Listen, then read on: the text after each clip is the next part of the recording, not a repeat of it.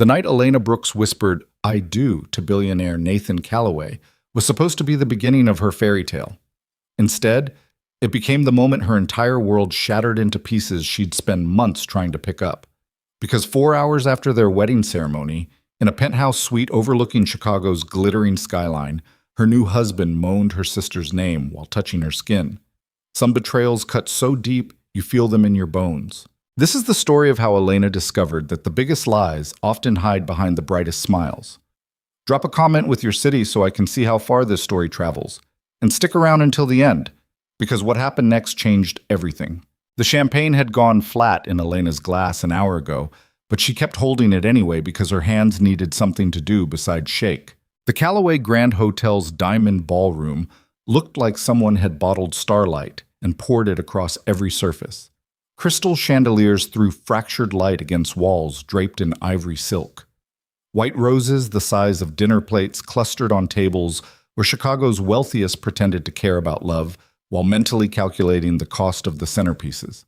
Elena had counted once, $1,400 per table. She'd stopped counting after that because the number made her physically sick. $1,400. That was more than her rent used to be. Used to be. Past tense. Because Elena Brooks wasn't that person anymore. She was Elena Calloway now, married 3 hours ago to a man who owned half the hotels in Chicago and probably could have bought the other half before lunch if he felt like it. She watched Nathan across the ballroom, his hand resting casually on the shoulder of some silver-haired investor whose name she'd already forgotten. Her husband moved through the crowd like he'd been born doing it, which he probably had. Third-generation wealth did that to people, made them comfortable in rooms where the flowers cost more than most people's cars. Nathan caught her eye and smiled. Not the public smile he gave the investors and the society reporters circling the room like well-dressed sharks. This one reached his eyes, softened the sharp lines of his jaw, made him look almost vulnerable. That smile had been the first thing Elena fell for. Back when he'd walked into the diner where she worked double shifts and ordered coffee, he probably didn't even want. 6 months ago. That's all it had been. 6 months from coffee at a South Side diner to a wedding at Chicago's most exclusive hotel. Her best friend Shauna had called it a fairy tale. Her landlord had called it suspicious. Elena had called it a miracle and tried not to think too hard about the timeline. "You look lost." Elena turned. The woman beside her wore a dress that probably cost more than Elena used to make in 3 months. Navy silk that moved like water. Her smile was pleasant, professional, empty. "Just taking it all in," Elena said, which was true enough. "It's quite something, isn't it?" Nathan always had excellent taste. The woman's eyes flickered down to Elena's dress. Custom-made, fitted perfectly, worth more money than Elena wanted to think about. And something shifted in her expression. Not quite approval. "I'm Victoria Hensley. I've known the Callaways for years." Elena she caught herself. Elena Calloway." "Yes." Victoria sipped her champagne. "The waitress." The words weren't cruel exactly, just factual, but Elena felt them like a slap anyway. Because that's what she'd been. What she still was, really, underneath the designer dress and the borrowed diamonds at her throat. A girl from Austin who'd moved to Chicago with $400 and a duffel bag, who'd worked herself half to death in diners and cafes and still barely made rent most months. And now she was married to a billionaire. The disconnect made her dizzy sometimes. "Nathan mentioned you were working at Rosie's diner when you met," Victoria continued, her tone suggesting this was charming in the way a trained dog doing tricks was charming. "How romantic." Elena forced a smile. It was. It had been, actually. Nathan had come in during the lunch rush on a Tuesday, sat at the counter instead of a booth, and asked Elena what she recommended. She'd been too tired to be impressed by the expensive watch on his wrist or the way other customers kept glancing at him. She told him the meatloaf was decent if he didn't mind it dry, and the coffee was terrible, but at least it was hot. He'd laughed, really laughed, not the polite chuckle rich people gave when they were humoring you. Then he'd come back the next day, and the day after that. 3 weeks later, he'd asked her to dinner. She'd said no twice before saying yes because she knew how this story ended. Rich guy slums it with the help, gets bored, moves on. But Nathan had been persistent, patient. He'd shown up at the diner every morning for 2 months straight before she agreed to go out with him. "I need to steal the bride for a moment." Elena had been so lost in her thoughts, she hadn't noticed Nathan approaching. He slid an arm around her waist, and she felt herself relax into him automatically. 6 months together, and her body still responded to his touch like it was coming home. "Of course," Victoria said smoothly. "Congratulations again." Nathan guided Elena away from the crowd, toward the floor-to-ceiling windows overlooking Michigan Avenue. Down below, Chicago glittered in the October darkness, lights stretching toward the lake like scattered diamonds. "You okay?" Nathan asked quietly. "Fine. Just overwhelmed." "Victoria giving you the third degree?"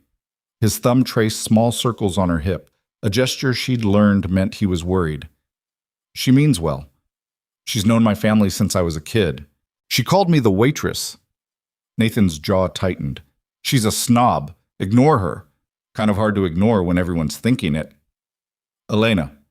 He turned her to face him, his hands framing her face with a gentleness that still surprised her sometimes. "I married you because I love you. Not your job, not your bank account, not whatever the hell these people think matters. You, just you." She wanted to believe him. She did believe him, mostly. But standing in a ballroom full of people who looked at her like she was a curiosity at best and a gold digger at worst made it hard to hold on to that certainty. "I know," she said, because that's what he needed to hear. Nathan kissed her forehead. 2 more hours. Then we can get out of here." "The penthouse?" "The penthouse." His smile turned wicked. "I've got plans for you, Mrs. Calloway." Heat flooded her cheeks. After 6 months together, he could still do that, make her blush like a teenager with a single look. "Mr. Calloway!" One of the investors was waving Nathan over, champagne sloshing dangerously in his glass. "Need you to settle a bet about the River North property." Nathan sighed. "Duty calls. Don't disappear on me." "Where would I go?" He kissed her, quick and sweet, then headed back into the crowd. Elena watched him go, trying to shake off the weird anxiety that had been building in her chest all evening. She was tired, that's all. It had been a long day. A long 6 months, really. Planning a wedding while working full-time and trying to navigate Nathan's world had left her running on fumes and coffee.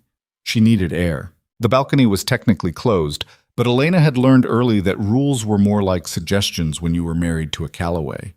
She slipped through the glass doors and into the cold October night, welcoming the bite of wind against her overheated skin. The city spread out below her, beautiful and indifferent. Somewhere down there was the diner where she used to work. The tiny studio apartment she'd given up last month. The life she'd lived before Nathan. It felt impossibly far away now, like something that had happened to a different person. "You shouldn't be out here alone." Elena spun around. A man stood in the shadows near the door, tall and lean, watching her with an intensity that made her pulse spike. She hadn't heard him come out. "I'm fine," she said, forcing her voice steady. "Just needed some air." He stepped into the light spilling from the ballroom. Mid-30s maybe, with dark hair and eyes so blue they looked almost unnatural. Sharp cheekbones, expensive suit, the kind of face that would have made her nervous even if he hadn't just appeared out of nowhere like some kind of ghost. "You're the bride," he said. Not a question. "Elena." She wrapped her arms around herself. The cold was starting to seep through the thin fabric of her dress. "Do I know you?" "No." He moved closer, and Elena took an instinctive step back. "But I know Nathan." Something in his tone made her stomach twist. "Are you a friend of his?" "Not exactly." The man's gaze swept over her face, and she had the unsettling feeling he was cataloging every detail, seeing things she didn't want him to see. "You seem like a nice person, Elena. That's unfortunate." "Excuse me?" "You should leave." He said it flatly, matter of fact. "Tonight, before this goes any further." Elena's heart was pounding now, fear mixing with anger. "I don't know who you are, but you need to go." "I'm trying to help you." "By telling me to leave my own wedding?" She looked toward the ballroom, but the angle was wrong.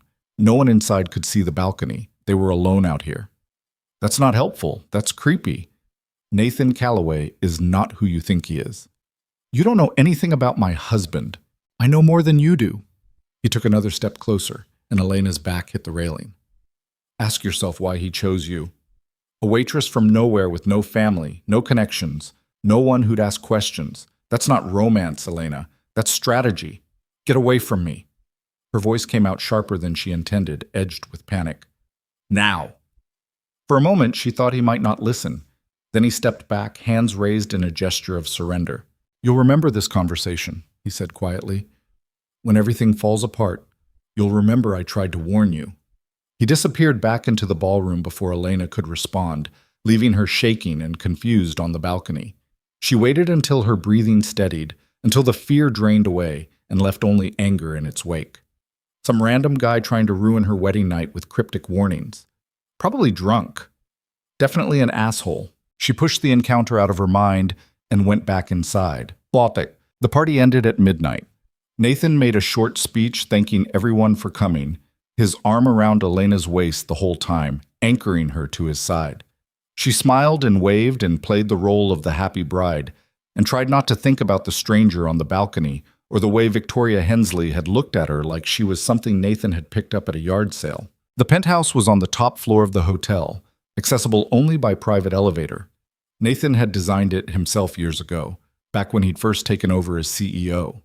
Floor-to-ceiling windows on 3 sides, minimalist furniture in shades of white and gray, a bed big enough to get lost in. The first time he'd brought her here, Elena had been too overwhelmed to speak. It looked like something from a magazine, like a place where real people didn't actually live. Nathan loosened his tie as the elevator climbed. Thank God that's over. It was beautiful, Elena said, because it had been. It was exhausting. He pulled her close, burying his face in her hair. I've been waiting all day to get you alone. Her stomach flipped.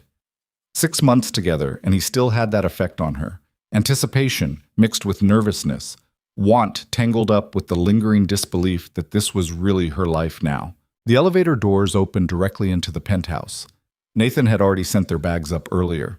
Elena's wedding dress would need to be preserved, stored somewhere climate-controlled and safe, another detail she'd never had to think about before marrying into money. I'm going to change, she said, suddenly self-conscious. The dress was beautiful, but after wearing it for 8 hours, she was ready to breathe normally again. Don't take too long, Mrs. Calloway.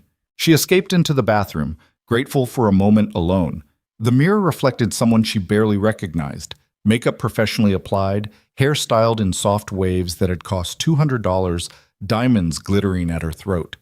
She looked like she belonged in Nathan's world. It was a convincing illusion.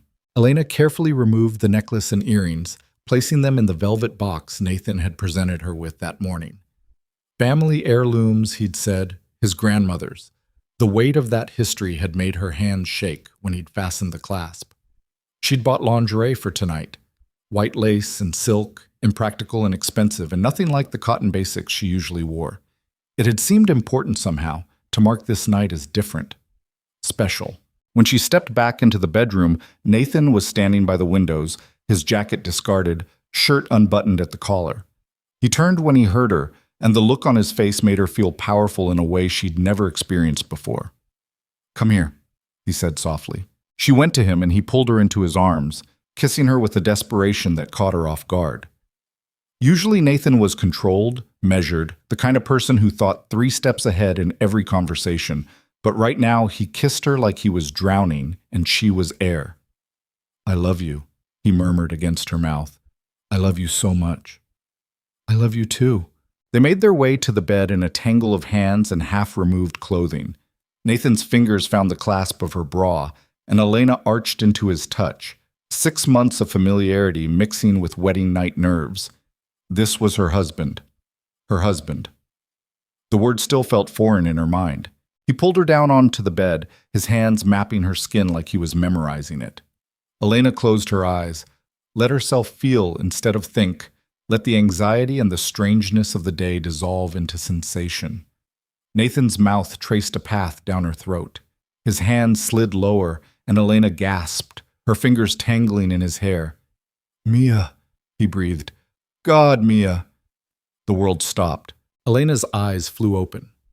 Nathan was still touching her, still kissing her shoulder, completely unaware that he had just detonated a bomb between them. What did you say? Her voice came out strangled. Nathan lifted his head, his expression confused. What? You just said Mia. Elena pushed at his chest, her heart hammering so hard it hurt. You said her name. No, I didn't. He sat back, frowning. Elena, what? Don't! She scrambled away from him, grabbing the sheet to cover herself. Don't lie to me. I heard you. You're upset. It's been a long day. I know what I heard, Nathan. She was shaking now, her whole body trembling with a combination of shock and fury. You called me Mia, her sister's name. Her 26-year-old sister who'd been a bridesmaid today, who'd hugged Elena that morning and told her how happy she was for her, who'd smiled at Nathan across the ceremony like they were sharing some private joke. No, no, no, no, no, no. You misheard, Nathan said, his voice taking on that calm, reasonable tone he used when he was trying to manage her. You're exhausted. You're stressed. I'm not crazy. I didn't say you were crazy, but you've been working yourself to death for months, planning this wedding while still pulling doubles at the diner. You're running on empty, Elena. It's making you hear things that aren't there. He sounded so sure, so certain, and for one horrible moment, Elena questioned herself. Had she imagined it? Was she so tired that her brain was inventing betrayals that didn't exist? Then she looked at Nathan's face, really looked at it, and saw something flicker behind his eyes, just for a second. Something that looked like guilt. Get away from me, she whispered. Elena, get away from me. She was shouting now, loud enough that if there had been anyone else on this floor, they would have heard. But the penthouse was isolated, private, designed so that whatever happened here stayed here. Nathan raised his hands, backing away from the bed. Okay, just breathe. We can talk about this. There's nothing to talk about.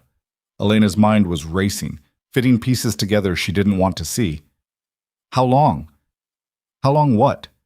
How long have you been sleeping with my sister? I'm not... He stopped, his jaw tightening. You're being ridiculous. Then why did you say her name? Elena was crying now, hot tears streaming down her face. On our wedding night, Nathan, you said her name while touching me. I didn't, but his voice wavered, just slightly, just enough. Elena felt something inside her crack and splinter. The stranger on the balcony had tried to warn her. She'd been too stupid to listen. She climbed out of bed, keeping the sheet wrapped around herself, and started grabbing clothes. Her hands were shaking so badly she could barely hold on to anything. What are you doing? Nathan asked. Leaving. Elena, stop. You're not thinking clearly. I'm thinking clearly for the first time in 6 months. She yanked on jeans and a sweater, not caring that they clashed with the expensive lingerie still underneath. I'm such an idiot. Everyone was right about you. Right about what? That this was too fast, too perfect. That men like you don't fall for women like me unless there's something else going on. She was throwing things into her bag now, movements jerky and uncoordinated. I thought I was special. I thought you actually loved me. I do love you. The words should have meant something. A few hours ago, they would have meant everything. Now they just made her angrier. You love my sister, Elena said flatly. How long, Nathan? How long have you been fucking her? Watch your mouth. Answer me! Nathan's expression shuddered. The mask of concern dropped, revealing something colder underneath. You really want to do this now? On our wedding night? Yes. He studied her for a long moment, then he sighed, running a hand through his hair. Fine. About 4 months. The confirmation hit like a physical blow. 4 months. They'd been together 6 months total, which meant... You were sleeping with her before you proposed, Elena said numbly. It wasn't serious.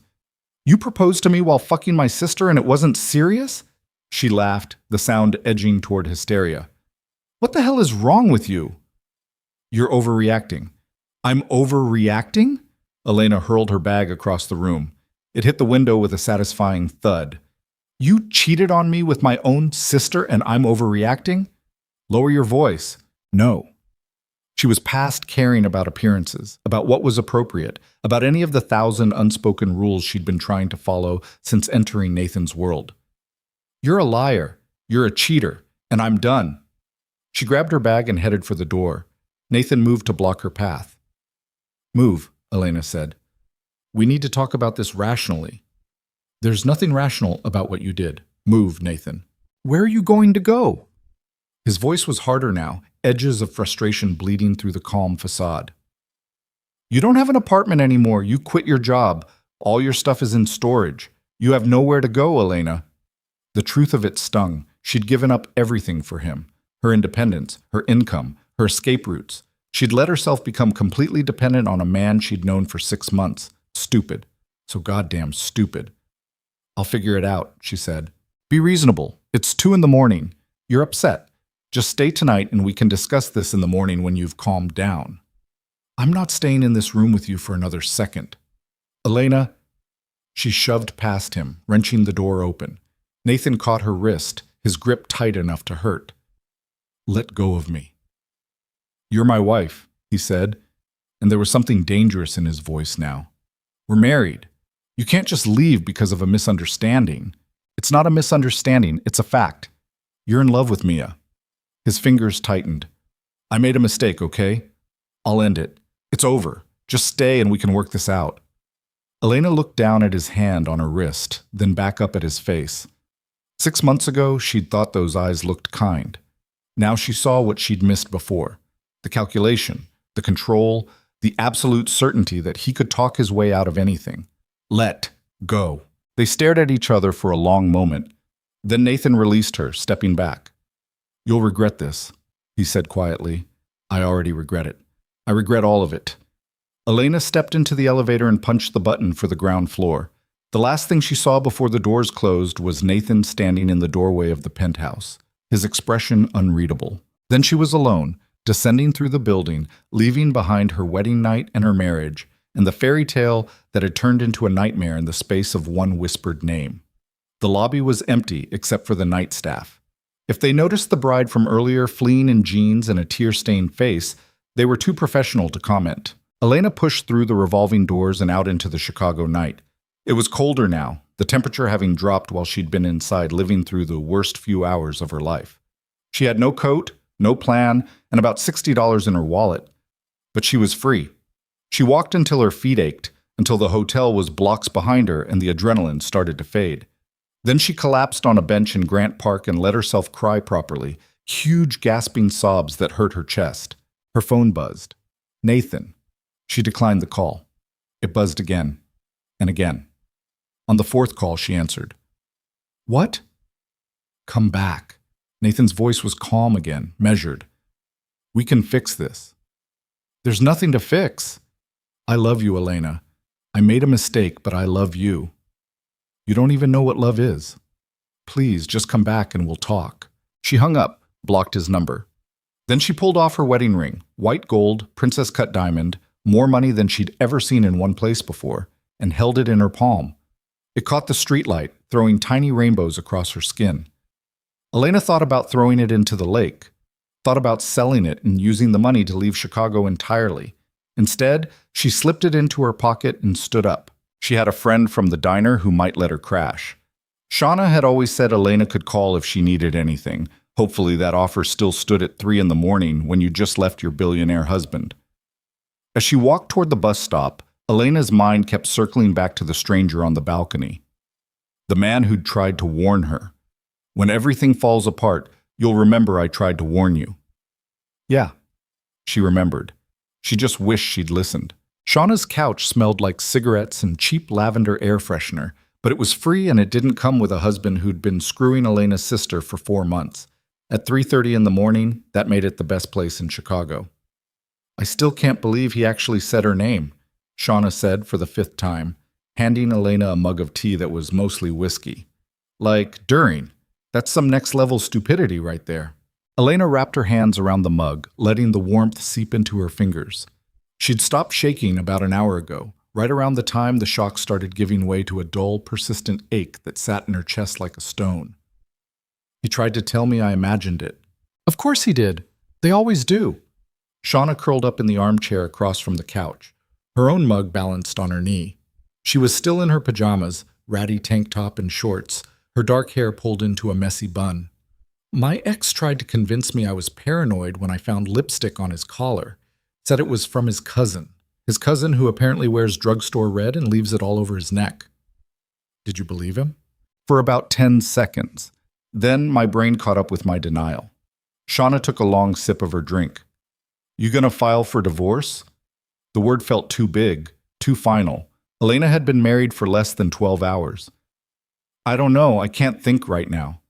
You don't have to decide tonight. Just stay here as long as you need. Your roommate's not going to mind? Kelly's visiting her parents for the week. You're good. Shauna paused. What about your stuff? Everything still at Nathan's? Elena's stomach twisted.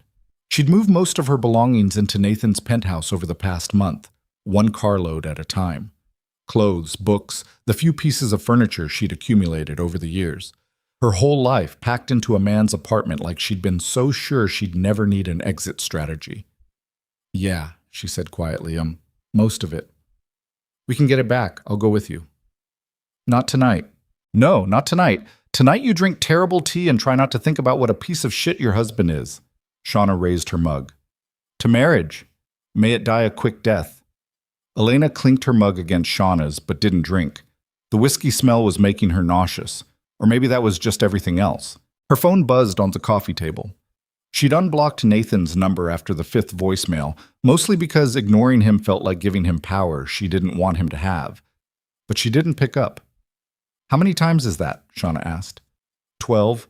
13 if you count the texts. What's he saying?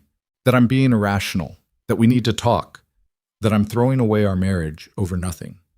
Elena stared at the phone, watching it light up with another call. He keeps saying he loves me. Yeah, well, his version of love sucks.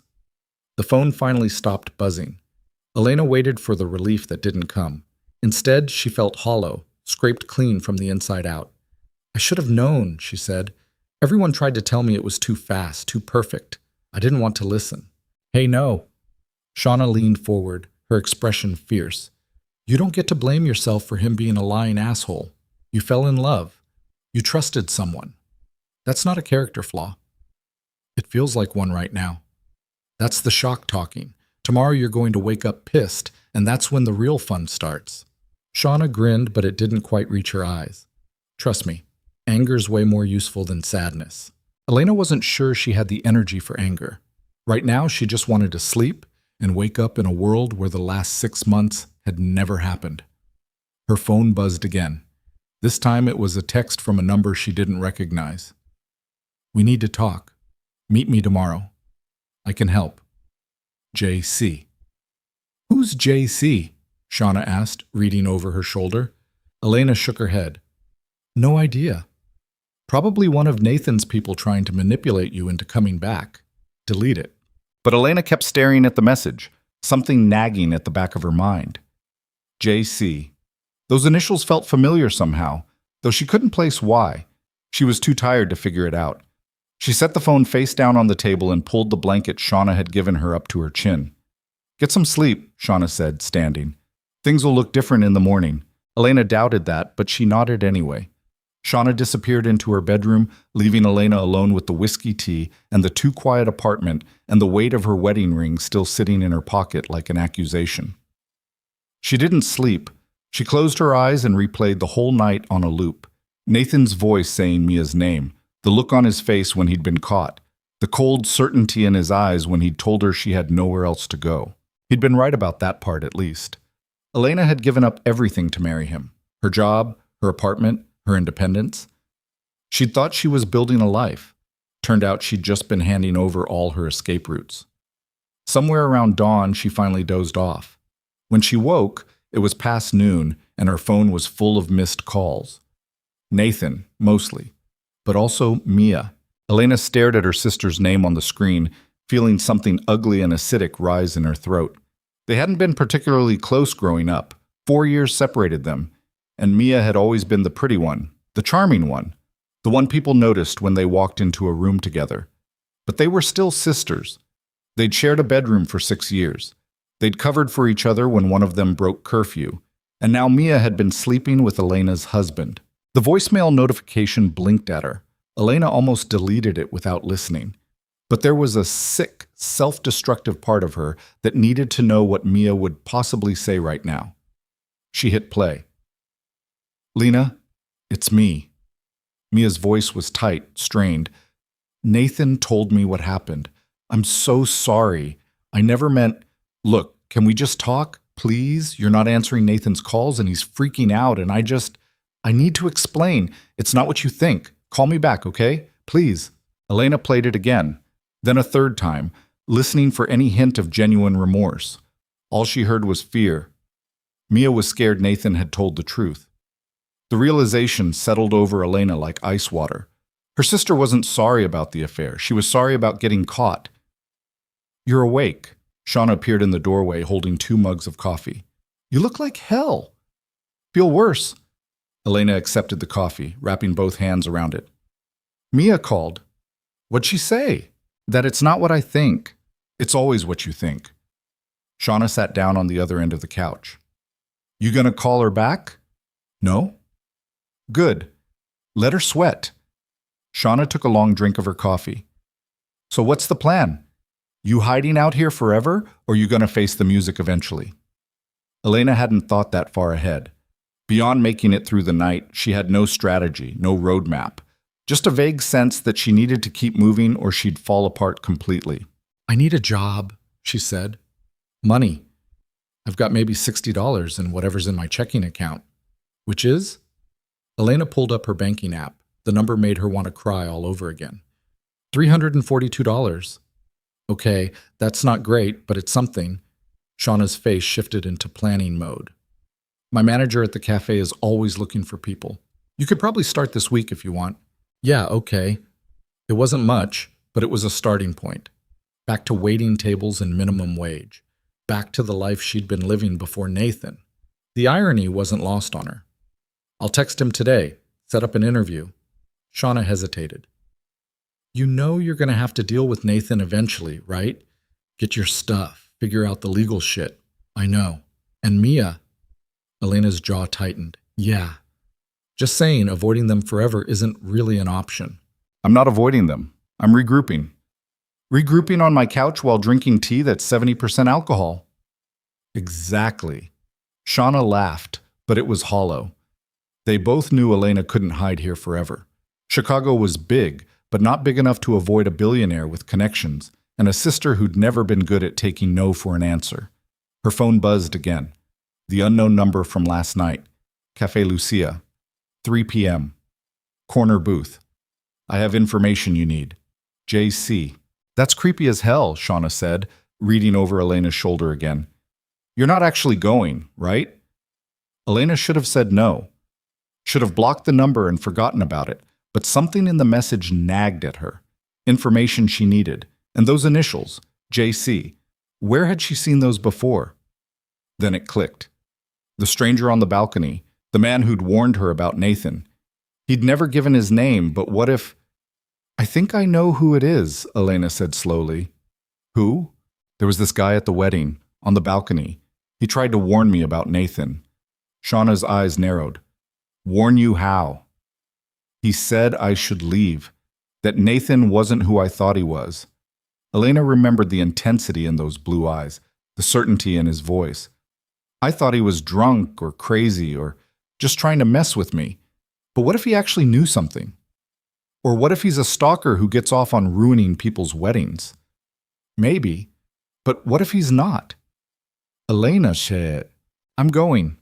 The decision solidified as she said it. I need to know what he knows. Then I'm coming with you. You don't have to.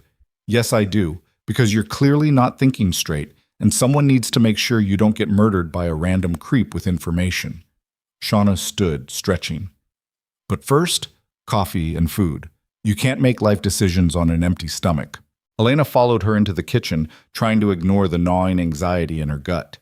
Meeting a stranger who'd somehow gotten her number felt reckless, but staying in the dark felt worse.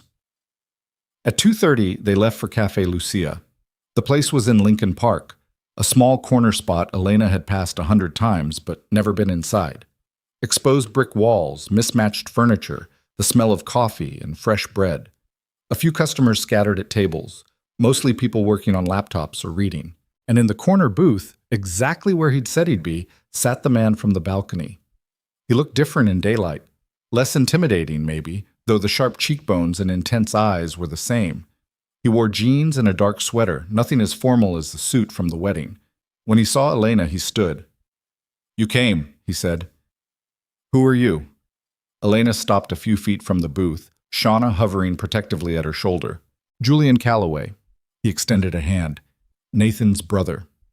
The world tilted sideways. Elena stared at him, trying to reconcile the words with the face. Nathan had a brother. She knew that vaguely. He'd mentioned it once or twice, always in passing, always with a tightness around his eyes that suggested the relationship wasn't great.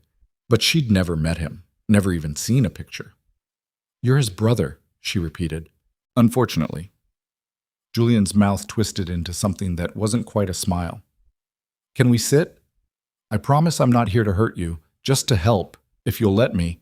Shauna grabbed Elena's arm. We don't have to do this. We can leave right now. But Elena was already sliding into the booth. Something in Julian's face, exhaustion, maybe, or resignation, made her believe he was telling the truth, at least about wanting to help. Shauna sat next to her, glaring daggers at Julian. Start talking, Elena said. Julian leaned back, studying her with those two blue eyes. How much did Nathan tell you about our family? Not much. He said you were estranged. That's one word for it. Julian's fingers drummed against the table. Our father died 5 years ago. Left the business to both of us, split down the middle. Nathan got the hotels and real estate. I got the investment portfolio and venture capital arm. We were supposed to run it together. But you didn't. No. Turned out my brother's idea of partnership was more like hostile takeover. Julian's voice was flat, emotionless. He wanted full control. I wanted out. So we made a deal. I'd sell him my shares and walk away. The paperwork's been tied up in legal hell for 3 years. Elena tried to process this. What does that have to do with me? Julian met her gaze. Everything. Because the deal has a clause. If either of us gets married and stays married for a year, we get majority voting rights on all family assets. Nathan needs that control to push through a merger he's been working on. A merger worth about $800 million. The number was so big it didn't feel real. So he married me for a business deal, Elena said numbly. He married you because you were perfect for what he needed. No family to ask questions, no connections to our world, no reason to suspect ulterior motives. Julian's expression softened slightly. I'm sorry, I know that's not what you want to hear. But why Mia? The question burst out before Elena could stop it. If all he needed was a wife who'd stay married for a year, why risk it by sleeping with my sister? Because Nathan's an arrogant bastard who thinks he can have everything he wants without consequences. Julian's jaw tightened. He's always been like that. Takes what he wants, manipulates people into giving it to him, and acts surprised when it blows up in his face. Shauna leaned forward. How do you know about Mia? I've been keeping tabs on my brother, making sure he doesn't screw me over in the divorce settlement. Julian pulled out his phone, scrolling through something. I have a private investigator on retainer. He's been documenting Nathan's movements for months. He turned the phone around. Elena's stomach dropped. The photos were grainy, taken from a distance, but clear enough. Nathan and Mia. Outside a hotel. Nathan's hand on the small of Mia's back. Another shot of them in a car, Mia's head on Nathan's shoulder. One of them kissing in what looked like a parking garage. The timestamp on the first photo was from July. 2 months before Nathan proposed to Elena. I wanted to warn you before the wedding, Julian said quietly, but I didn't have solid proof until the night of. By the time I got those photos, the ceremony was already done. I tried to tell you anyway, but I didn't listen, Elena finished. Her hands were shaking. She pressed them flat against the table. Why are you showing me this now? Because you deserve to know the truth. And because if you're planning to divorce Nathan, you're going to need ammunition. Julian pocketed his phone. My brother's very good at making people doubt themselves. He'll tell you it was a mistake, that he loves you, that you're overreacting. He'll use every manipulation tactic in the book to keep you trapped in that marriage for the next 11 months. I'm not going back to him. I believe you. But believing and surviving Nathan's pressure campaign are two different things. Julian pulled a business card from his wallet, sliding it across the table. That's my lawyer, best divorce attorney in Chicago. If you want to fight Nathan, she'll make sure you win. Elena picked up the card. Margaret Chen, family law. The address was downtown, somewhere expensive. I can't afford this, she said. You're not paying. I am. Why? Elena looked up at him, searching his face for the angle. There was always an angle. What do you get out of helping me? Satisfaction. Julian's smile was sharp, humorless. Nathan spent the last 3 years trying to destroy me professionally and personally. Watching his perfect plan fall apart because he couldn't keep his hands off your sister, that's worth every penny. It was honest, at least. Brutal, but honest. Shauna snatched the card from Elena's hand, examining it like it might explode. And what's the catch? No catch. She divorces Nathan. I get to watch him suffer. Everyone wins. Except you're his brother, Shauna said. Bit weird, isn't it? Helping your brother's wife leave him? Nathan stopped being my brother the day he tried to force me out of my own company. Julian stood. Look, you don't have to decide right now. Keep the card. Think about it. But if you do want to fight him, don't wait. The longer you're married, the harder it gets to walk away. He left cash on the table for the coffee they hadn't ordered and walked out before Elena could say anything else. Shauna stared after him. That was the weirdest thing I've ever witnessed. Yeah. Elena looked down at the business card, Margaret Chen's name embossed in silver. Yeah, it was. You think he's telling the truth? About the marriage clause and the merger? I don't know. But it made a sick kind of sense. The rushed courtship, the quick proposal, Nathan's insistence on getting married as soon as possible. She'd thought it was romantic. Turned out it was just strategic. You're not seriously considering this, right? Shauna asked. Taking help from Nathan's enemy? That's sketchy as hell. Everything about my life is sketchy right now. Elena tucked the card into her pocket. At least Julian's being honest about his motives. Or he's just better at lying. Maybe. But Elena was tired of being the person everyone lied to. If Julian wanted to help her burn Nathan's world down, she was starting to think she should let him. They left the cafe and walked back toward Shauna's apartment. The afternoon had turned gray, clouds rolling in from the lake. Elena pulled her jacket tighter, trying to ward off the chill that had nothing to do with the weather. Her phone rang. Nathan again. This time she answered. What? Elena. Nathan's voice was strained, tight. Where are you? None of your business. You're my wife. It's absolutely my business. I stopped being your wife when you started fucking my sister. Silence on the other end. Then, carefully, can we please talk about this like adults? We did. Last night. In the penthouse. Remember? When you told me I was imagining things and then admitted you'd been cheating on me for 4 months? I made a mistake. Multiple mistakes. Repeatedly. For 4 months. Elena, please. His voice cracked, and for a second she almost felt bad. Then she remembered the photos on Julian's phone. Just come home. We can work this out. I'm not coming back, Nathan. Where are you staying? Are you safe? The concern in his voice would have touched her yesterday. Today it just sounded like control wearing a different mask. I'm fine. Let me send a car. No. You don't have any money. No job. Where are you going to live? That's not your problem anymore. Of course it's my problem. You're my wife. Then you should have thought about that before you fucked my sister. Elena's voice was rising, loud enough that people on the street were starting to stare. She didn't care. You don't get to care about me now, Nathan. You lost that right. I love you. The words hit like a slap, because part of her, the stupid, naive part that had believed in fairy tales, wanted to believe him, wanted to think that love was enough to fix this. But it wasn't. Love didn't make Mia disappear, didn't erase 4 months of lies, didn't change the fact that Nathan had married her for a business deal. No, you don't, Elena said quietly. You love what I represented. A clean, simple solution to your merger problem. But you don't love me. That's not true. Goodbye, Nathan. She hung up, blocked his number again. Then she turned to Shauna. I want to call the lawyer, she said. You sure? No, but I'm doing it anyway. Margaret Chen's office was downtown, 40th floor of a glass tower overlooking the river.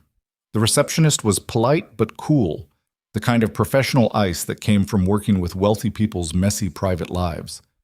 Miss Brooks, Ms. Chen will see you now. Margaret's office was all clean lines and expensive furniture.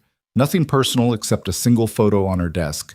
2 kids, maybe 6 and 8, grinning at the camera. Margaret herself was mid-40s, perfectly put together in a way that suggested she'd had enough practice to make it look effortless. "Elena, sit, please." Margaret gestured to the chairs across from her desk. Julian called ahead, gave me the basics. "How much did he tell you?" "Enough to know this is going to get ugly." Margaret pulled out a legal pad, pen poised. "Walk me through it. Everything. Start from when you met Nathan." So Elena did. She told Margaret about the diner, the courtship, the whirlwind engagement, about moving in with Nathan, giving up her apartment, quitting her job, about the wedding and the betrayal and the photos Julian had shown her. Margaret took notes, her expression never changing. When Elena finished, she set down her pen. "Okay, here's where we're at. Illinois is a no-fault divorce state, which means we don't technically need to prove adultery. But it helps, especially when we're dealing with someone like Nathan who's going to fight this. He can't force me to stay married to him. No, but he can make the divorce expensive, drawn out, and emotionally devastating, which is exactly what he'll do if he thinks he can manipulate you into coming back." Margaret leaned forward. "I'm going to be blunt with you, Elena. You married into serious money. Nathan has resources, connections, lawyers who cost more per hour than most people make in a week. This is going to be a fight. I don't care about his money. I just want out." "Good, because you're not getting any of it anyway." Margaret tapped her pen against the legal pad. "You were married less than a day. No kids, no shared property. In terms of asset division, you're walking away with what you came in with." Which was nothing. Elena had given up her apartment, her job, everything. She'd been so sure she was building a future with Nathan that she'd dismantled her present without a safety net. "So I'm screwed," she said. "You're starting over. There's a difference." Margaret's expression softened slightly. "Look, I've been doing this for 20 years. I've seen worse situations than yours. You're young, you're employed. Barely. And you're not bound to him by children or shared assets. That's actually good news. It means we can move fast." Margaret pulled out a folder, handing it to Elena. "This is a standard petition for dissolution of marriage. We file it, serve Nathan, and go from there. He'll probably contest it, try to drag it out. But eventually, he'll have to accept reality." Elena opened the folder, staring at the legal jargon that would officially end her marriage. Less than 24 hours and she was already filing for divorce. It would have been funny if it didn't hurt so much. "How long?" she asked. "If he doesn't fight it, 6 months minimum. If he does, could be a year or more." A year of being legally tied to Nathan. A year of him calling, texting, trying to manipulate her into coming back. The thought made her want to crawl out of her skin. "There's one more thing," Margaret said. "Julian mentioned Nathan's been working on a merger. If that's the real reason he married you, we might be able to use it." "How?" "If we can prove the marriage was fraudulent, that he married you under false pretenses for financial gain, we can potentially get it annulled instead of divorced. Faster, cleaner, and it would completely destroy Nathan's merger timeline." Elena thought about the photos, the business clause Julian had mentioned, the calculated way Nathan had pursued her. "How do we prove it?" "We need documentation. Evidence that Nathan knew about the marriage clause and deliberately sought you out because you fit his requirements. Emails, texts, anything that shows intent." "I don't have access to his phone or computer." "No, but Julian might." The realization settled over Elena. Julian wasn't just offering help out of spite. He was offering evidence that could blow Nathan's entire plan apart. "I need to think about this," Elena said. "Of course. Take your time." Margaret stood, extending her hand. "But not too much time. The longer you wait, the more opportunity Nathan has to cover his tracks."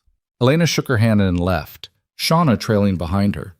They didn't speak in the elevator, didn't speak on the street. It wasn't until they were back at Shauna's apartment that Elena finally broke the silence. "I can't believe this is my life." "Yeah, well, welcome to rock bottom. At least the only way from here is up." Shauna collapsed onto the couch. "You gonna take Julian up on his offer? Get the evidence?" "I don't know. It feels wrong, using one brother against the other." "Elena, Nathan used you to secure an $800 million merger. I think the moral high ground already left the building." She wasn't wrong, but it still felt dirty, accepting help from someone who had their own agenda. Her phone buzzed. "Not Nathan this time." "Mia, we need to talk. I'm not the villain here. There are things you don't understand." Meet me tomorrow, please? Elena stared at the message, a dozen responses fighting for space in her head. The urge to tell Mia exactly where she could shove her explanations was overwhelming. Instead, she typed back, Harbor Coffee, 10 a.m. Don't be late. If she was going to burn everything down, she might as well start with family. Mia was 20 minutes late, which was so typically Mia that Elena almost laughed. Her sister had never been on time for anything in her life. Not school, not work, not even their mother's funeral 3 years ago. Some things never changed, apparently, not even affairs with your sister's husband. Elena sat in the back corner of Harbor Coffee, nursing her second cup of coffee and trying to remember why she'd agreed to this meeting. The cafe was busy for a Thursday morning, full of students and freelancers and people who had the luxury of working from coffee shops. She'd been one of those people once, before the double shifts and the exhaustion and Nathan. When Mia finally walked in, every head in the place turned. That was typical, too. Mia moved through the world like she expected it to rearrange itself for her convenience, and mostly it did. She was wearing designer jeans and a cashmere sweater that probably cost more than Elena's rent, her blonde hair falling in perfect waves over her shoulders. She looked like she'd just stepped out of a magazine spread titled, How to Dress for Confronting the Sister Whose Life You Ruined. She spotted Elena and hesitated just for a second. Then she squared her shoulders and walked over. Hey, Mia said, sliding into the seat across from her. You're late. I know. Traffic was... I don't care. Elena kept her voice level, emotionless. You have 10 minutes. Talk. Mia's perfectly made-up face crumpled slightly. Can you at least let me get coffee first? No. Lena, don't call me that. The old nickname felt like nails on a chalkboard. You lost the right to call me that when you started sleeping with my husband. Mia flinched. Good. Elena wanted her to flinch. Wanted her to feel even a fraction of the pain that had been eating through Elena's chest for the past 36 hours. I'm sorry, Mia said quietly. I know that doesn't mean anything right now, but I am. I'm so sorry. For which part? Sleeping with Nathan or getting caught? For hurting you. I never wanted... Mia stopped, pressing her lips together. It wasn't supposed to happen like this.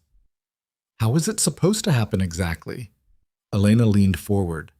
Were you planning to tell me, or were you just going to keep fucking my husband behind my back and hope I never found out? It's not like that. Then what's it like? Enlighten me. Mia twisted her hands together, a nervous habit she'd had since childhood. It started before you two met. Nathan and I, we were seeing each other. Nothing serious, just casual.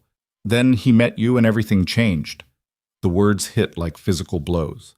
Before they'd met, which meant when Nathan had been coming into the diner every morning, making Elena feel special and chosen and seen, he'd already been involved with her sister. He told you about me, Elena said. It wasn't a question. Yeah, he said he'd met someone, that it was getting serious. Mia wouldn't meet her eyes. I was happy for him, for both of you. I backed off, stopped returning his calls. I thought it was over. But it wasn't. No, he kept texting me, calling, saying he missed me. At first I ignored it, but then... Mia's voice dropped. Then he told me he was going to propose to you, and I freaked out. I told him he was moving too fast, that you barely knew each other. He said he knew what he was doing. Elena's stomach was churning. So you decided to sleep with him again? Great logic. I was confused. He was telling me he loved you, but acting like he still wanted me. I didn't know what to think. You should have told me. I know. Mia finally looked up, and there were tears in her eyes. Real ones. Unless she'd gotten way better at faking emotion in the past few years. I should have told you right away, but I was scared. I thought maybe it would just stop on its own, that he'd get over whatever this was and commit to you properly. Instead, he married me while still screwing you on the side. Elena's voice was flat. Real commitment there. I ended it the week before your wedding. I swear. I told him it was done, that I wasn't going to keep doing this to you. Mia wiped at her eyes, smudging her mascara. I thought he agreed. I thought... You thought wrong. Elena pulled out her phone, scrolling to the photos Julian had shown her. These were taken 2 days before my wedding. You want to explain this? She turned the phone around. Mia went white. Where did you get those? Doesn't matter. What matters is you lied. You've been lying this whole time. Elena pocketed her phone. You said you ended it, but here you are, kissing him in a parking garage 48 hours before he married me.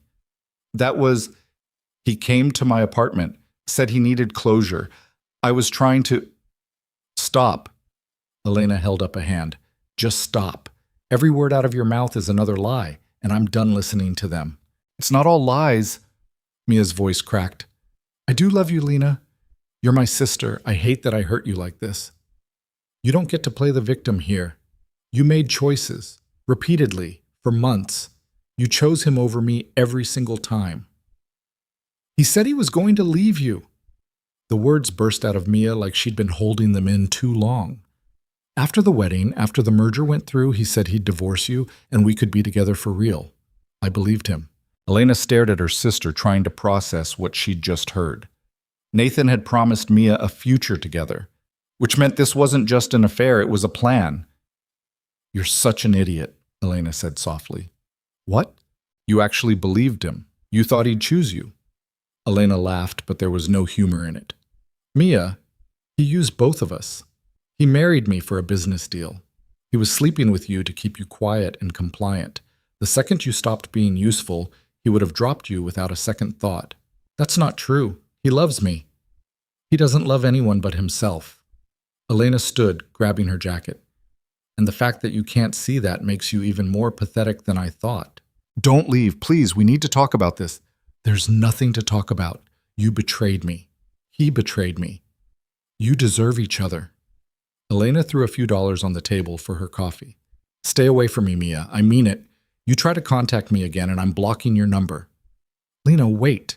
But Elena was already walking away, pushing through the cafe door and out into the cold morning air. She made it half a block before the shaking started, adrenaline and anger and something that felt dangerously close to grief. Her phone rang. Julian. She answered without thinking.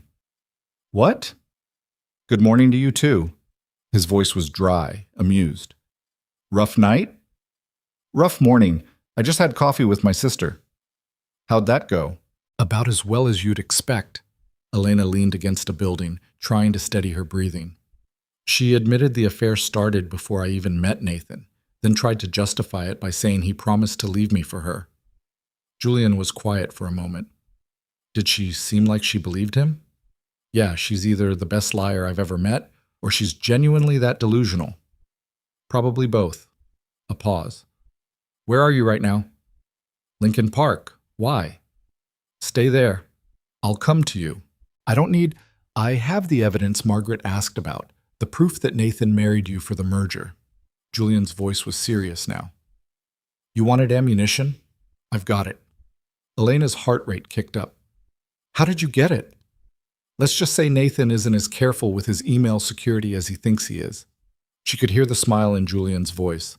There's a park 2 blocks north of Harbor Coffee. Meet me there in 20 minutes? He hung up before she could argue. Elena walked to the park slowly, trying to organize her thoughts. The conversation with Mia had left her feeling scraped raw, exposed. Learning that Nathan had been planning to divorce her all along shouldn't have hurt more than the affair, but somehow it did. She hadn't just been his wife. She'd been his mark. Julian was already waiting when she arrived, sitting on a bench near the playground. He looked tired, Elena noticed. Dark circles under his eyes, tension in his shoulders. Whatever he'd been doing to get this evidence, it had cost him sleep. You look terrible, she said, sitting down next to him. Thanks, you too. It should have been insulting, but it just made her laugh. At least Julian didn't pretend she looked fine when she clearly didn't. He pulled out a tablet, waking it up. Before I show you this, I need to know you're serious about taking Nathan down. Because once you see what's on here, there's no going back. You use this in court, it's going to get ugly. It's already ugly. It's going to get uglier. Julian met her eyes. Nathan's going to come after you hard. He'll try to discredit you, make you look unstable or vindictive or gold-digging. He has the resources to make your life hell. He's already making my life hell. At least this way I'm fighting back. Julian studied her for a long moment, then nodded. Okay. Here. He turned the tablet toward her. Email chains, dozens of them, between Nathan and his lawyers. Elena scrolled through, her stomach sinking with every line. The first email was dated 8 months ago. Subject line, marriage clause strategy. We need to find someone suitable quickly. Timeline is tight if we want to close the merger by Q2. Requirements. No family complications. Limited social connections. Financially dependent. Someone who won't ask too many questions. Another email, this one from Nathan's lawyer. Suggest targeting service industry workers. Waitresses, baristas, retail. Women working multiple jobs, struggling financially. They're less likely to have resources to fight back if things go south. Elena felt sick. Keep reading, Julian said quietly. She did. The emails got worse. Nathan and his team discussing how to approach her, what story to tell, how fast to move. One email literally outlined a timeline. 2 months of dating, proposal by month 3, wedding by month 6. He'd planned the whole thing. Every coffee date, every sweet gesture, every moment she'd thought was real. It had all been calculated. There's more, Julian said, scrolling down. These are from after you two started dating. An email from Nathan to his lawyer. She's perfect. No family except one sister, no close friends, working 2 jobs to make rent. Isolated, desperate for stability. This is going to work. Another one. She's falling for it faster than expected. Might be able to move up the proposal timeline. We'll keep you posted. And then, dated 2 weeks before the wedding. Minor complication with the sister. She's threatening to tell Elena about our previous relationship. I'll handle it. Worst case, we proceed as planned, and I manage both of them until after the merger closes. Elena stopped reading. She couldn't breathe properly. Couldn't think past the roaring in her ears. That's enough, she managed. Julian took the tablet back. I have copies of everything. Margaret can use this to prove fraud, get the marriage annulled. It completely destroys Nathan's merger timeline and probably tanks his credibility with the board. He really did this. Elena's voice sounded distant, like it was coming from someone else. He actually planned out how to manipulate me into marrying him. Yeah. And Mia. He was managing her too, like she was just another problem to solve. Nathan sees people as tools, things he can use to get what he wants. Julian's expression was grim. I'm sorry you had to learn that the hard way. Elena sat there for a long moment, staring at the playground where a group of kids were screaming with laughter on the swings. Normal people, living normal lives, not caught up in billionaire family drama and corporate mergers and systematic emotional manipulation. I want to destroy him, she said finally. Good, because I can help with that. Julian leaned back, stretching his legs out. Margaret files for annulment, uses these emails as evidence. The board finds out Nathan committed fraud to secure the merger. They'll turn on him. The merger falls through, Nathan loses credibility, and I get my company back. What about Mia? What about her? Does she get dragged into this? Because as much as I hate her right now, she's still... Elena stopped, not sure how to finish that sentence. Still her sister? Still family? Those words felt meaningless after this morning.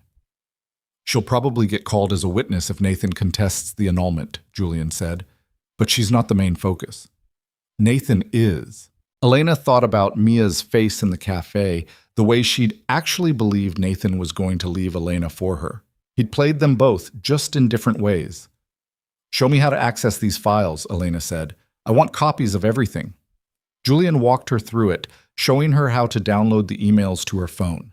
By the time they finished, Elena had hundreds of pages of evidence that her entire marriage had been a lie from day one. Thank you, she said, for this, for helping me. Don't thank me yet. We haven't won anything. Julian stood, pocketing the tablet. But we will. Nathan's made a career out of underestimating people. He's about to find out what happens when his Mark fights back. Elena watched him walk away, then sat alone on the bench for a while longer, letting the reality of what she'd just learned settle over her like snow. Nathan had seen her struggling at the diner and thought, perfect target. He'd weaponized her loneliness, her financial instability, her desperate hope for something better. He'd studied her like a problem to solve and then executed his plan with surgical precision. And she'd fallen for every second of it. Her phone buzzed. A text from an unknown number. I know what you're planning. Don't do it. We can still fix this. N. Elena stared at the message, anger burning through the numbness. He was tracking her somehow. Either he'd put something on her phone, or he had people watching her, or actually, it didn't matter how he was doing it. What mattered was that he was still trying to control her, even now. She typed back, "There's nothing to fix. It was never real." His response came immediately. "That's not true. My feelings for you are real. The rest was just business. Just business. You married me for business. I married you because I needed you. That doesn't mean I don't care about you." Elena wanted to throw her phone into the nearest trash can. Instead, she forced herself to stay calm, to think strategically. Nathan was scared. That's why he was texting, why he was trying to reason with her. He knew she had evidence now, knew she was planning to use it. Good. Let him be scared. "Leave me alone, Nathan. You'll hear from my lawyer." She blocked the number and stood up, heading back toward Shauna's apartment. She had work to do. Evidence to organize, strategies to plan with Margaret, a marriage to annul, and a billionaire to take down. The thought should have terrified her. Instead, it felt like the first real breath she'd taken in days. When she got back to the apartment, Shauna was sprawled on the couch, watching some reality show about people buying houses they couldn't afford. "How'd it go with Mia?" Shauna asked, muting the TV. "She admitted everything. Said Nathan promised to leave me for her after the merger." Jesus. "Then I met with Julian. He has emails proving Nathan planned the whole marriage as a business strategy." Elena collapsed into the armchair. Every single thing about our relationship was calculated. The coffee dates, the proposal, all of it. He literally had his lawyers help him pick me as a target. Shauna's face went through several expressions: shock, anger, disgust. "That's the most fucked up thing I've ever heard." "Yeah. What are you going to do?" "Annul the marriage. Use the evidence to destroy his merger and his reputation." Elena pulled out her phone, scrolling through the downloaded emails. "Margaret says it'll get ugly, but I don't care anymore. He doesn't get to do this and walk away clean." "Hell yeah, burn it all down." Shauna grabbed her laptop. "I'll help. What do you need?" They spent the next 3 hours organizing evidence, making timelines, building a case. By the time the sun started setting, Elena had a folder full of documentation that would make any judge question whether her marriage had ever been legitimate. Her phone rang. Margaret. "I got the files from Julian," the lawyer said without preamble. "This is good, Elena. Really good. We can file for annulment based on fraud, use these emails to prove Nathan entered the marriage under false pretenses." "How long will it take?" "If Nathan doesn't contest it, a few weeks. If he fights it?" Margaret paused. "Could be months, but with this evidence, I don't think he'll fight too hard. Fighting means these emails become public record. His board will see them, his business partners, everyone. He can't afford that kind of exposure." "So he'll have to let me go." "Exactly. He's trapped. Either he agrees to the annulment quietly, or he drags it out and destroys his own reputation in the process." Elena felt something loosen in her chest. "When can we file?" "I can have the paperwork ready by tomorrow. We'll serve him by end of week." Margaret's voice softened slightly. "You sure you're ready for this? Once we file, there's no taking it back." "I'm sure." After she hung up, Elena sat in the growing darkness of Shauna's apartment, feeling the weight of the decision settle over her. In less than a week, she'd gone from married to filing for annulment, from believing in fairy tales to understanding exactly how billionaires manipulated people to get what they wanted. It should have broken her. Maybe it still would, eventually. But right now, she just felt determined. "You okay?"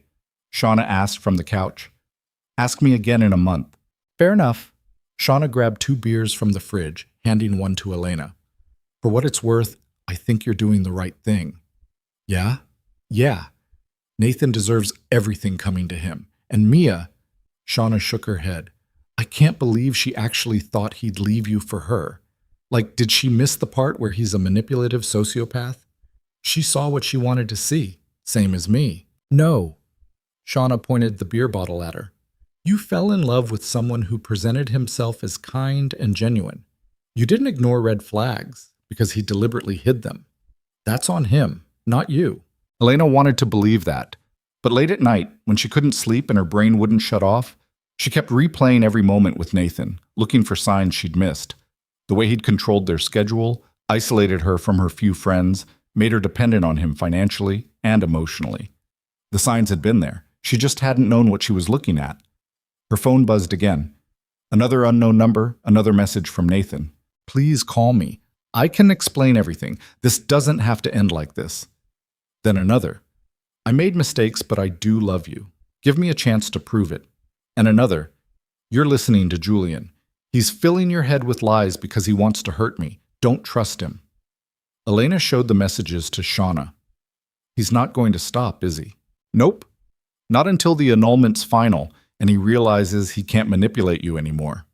Shauna grabbed Elena's phone, typing something. What's Julian's number? Why? Because Nathan needs to know he's not getting away with this harassment. Elena pulled up Julian's contact. Shauna sent him a quick text. Nathan's blowing up Elena's phone from different numbers. Can you make it stop? The response came fast. On it. 20 minutes later, the text from Nathan stopped.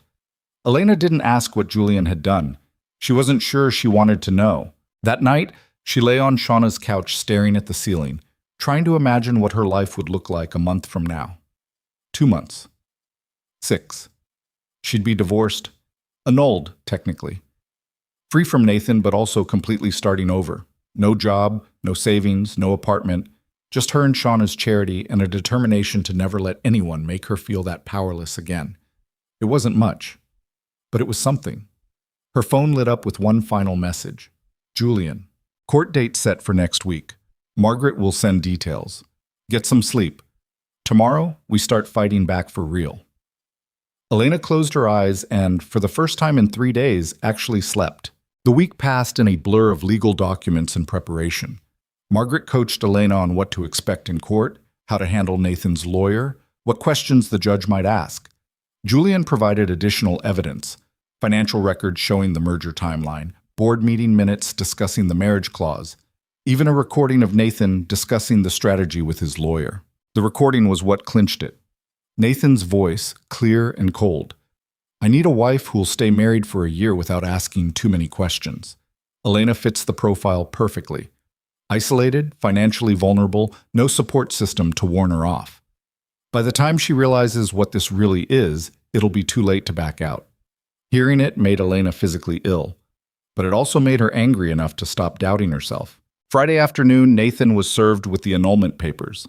Elena wasn't there to see it, but Julian texted her a photo of the process server leaving the Callaway Hotel with a smug smile on his face. Done. He knows now. Within an hour, Elena's phone started ringing. Nathan's lawyer, trying to negotiate.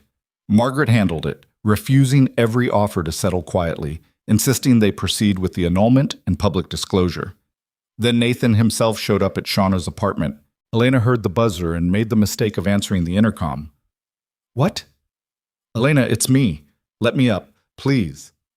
She should have said no, should have told him to leave and never come back, but there was a part of her, the part that had loved him, or loved who she thought he was, that needed to face him one more time. 5 minutes, she said, buzzing him in. Shauna looked at her like she'd lost her mind. Are you serious right now? I need to do this. Fine, but I'm staying right here in case he tries anything. When Nathan knocked, Elena opened the door but didn't let him inside. He looked worse than she'd ever seen him, rumpled suit, bloodshot eyes, hair uncombed, like he'd spent the week falling apart. Good. You can't do this, he said without preamble. The annulment. You're destroying everything.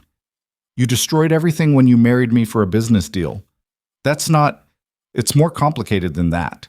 No, Nathan, it's really not. Elena crossed her arms. You targeted me.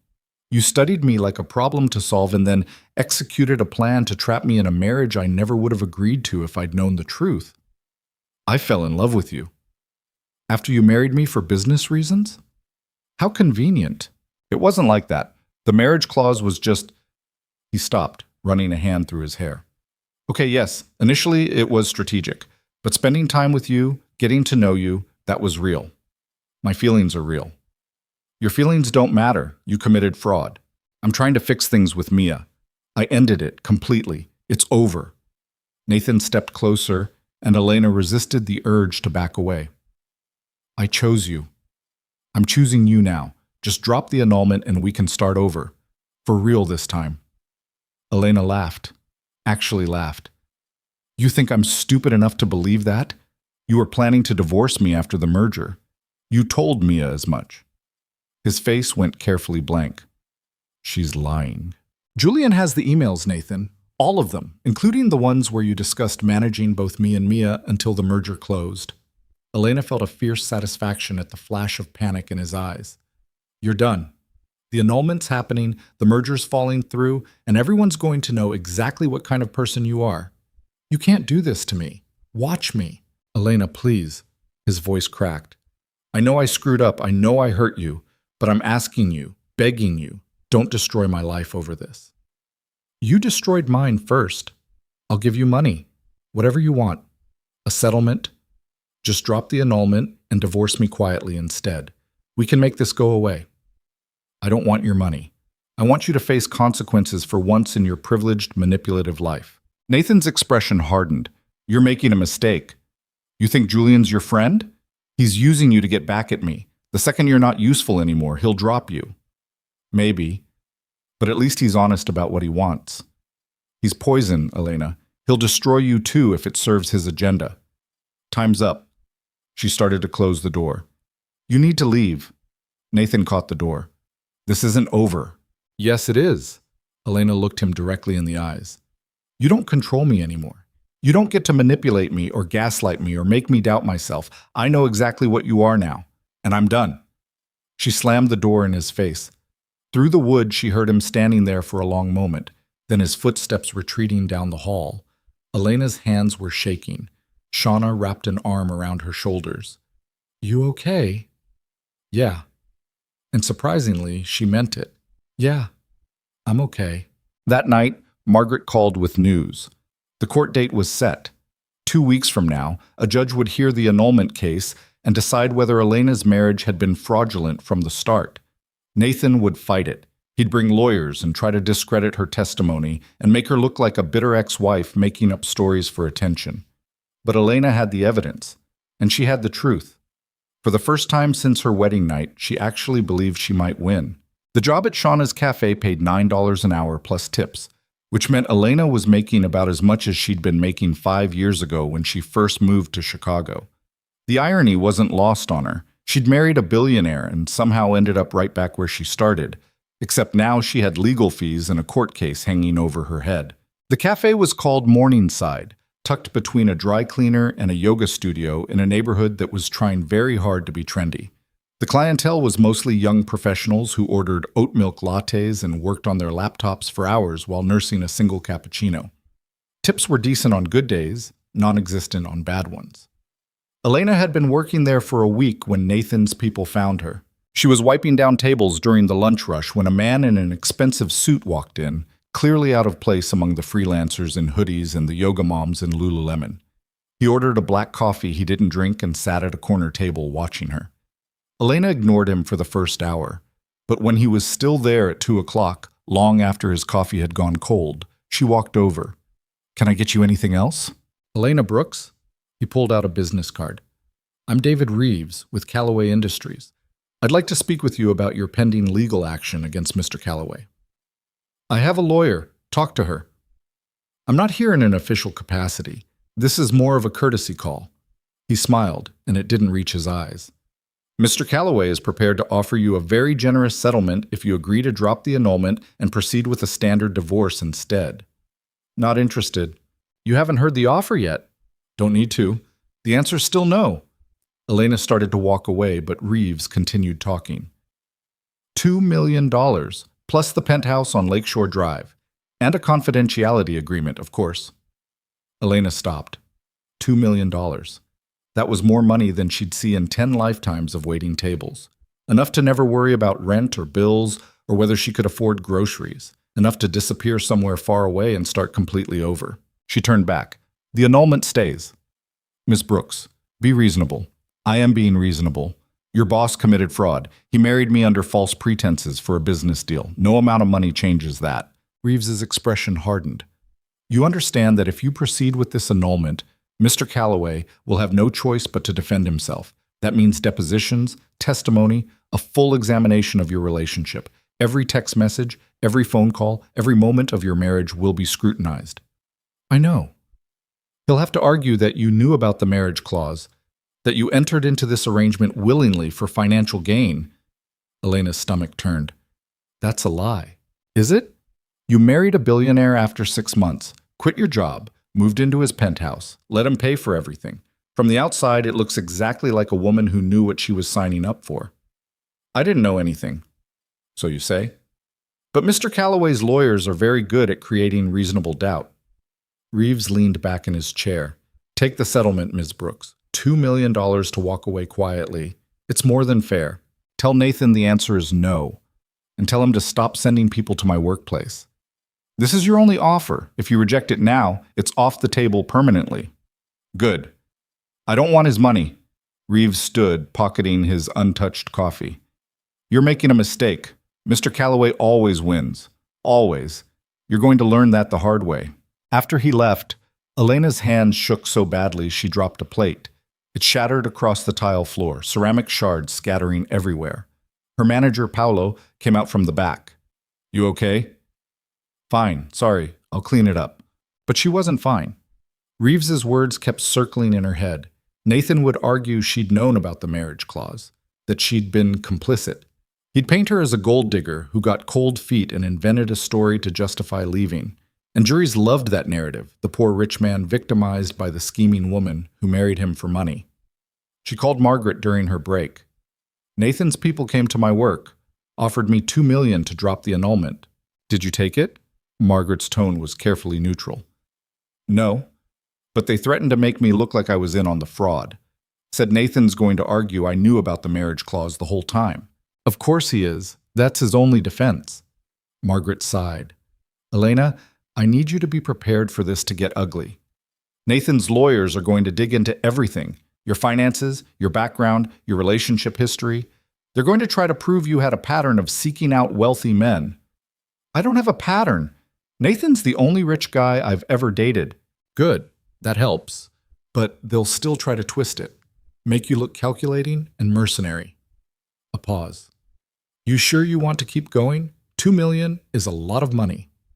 I'm sure. Okay, then we prepare for war. That night, Elena met Julian at a quiet bar near his office.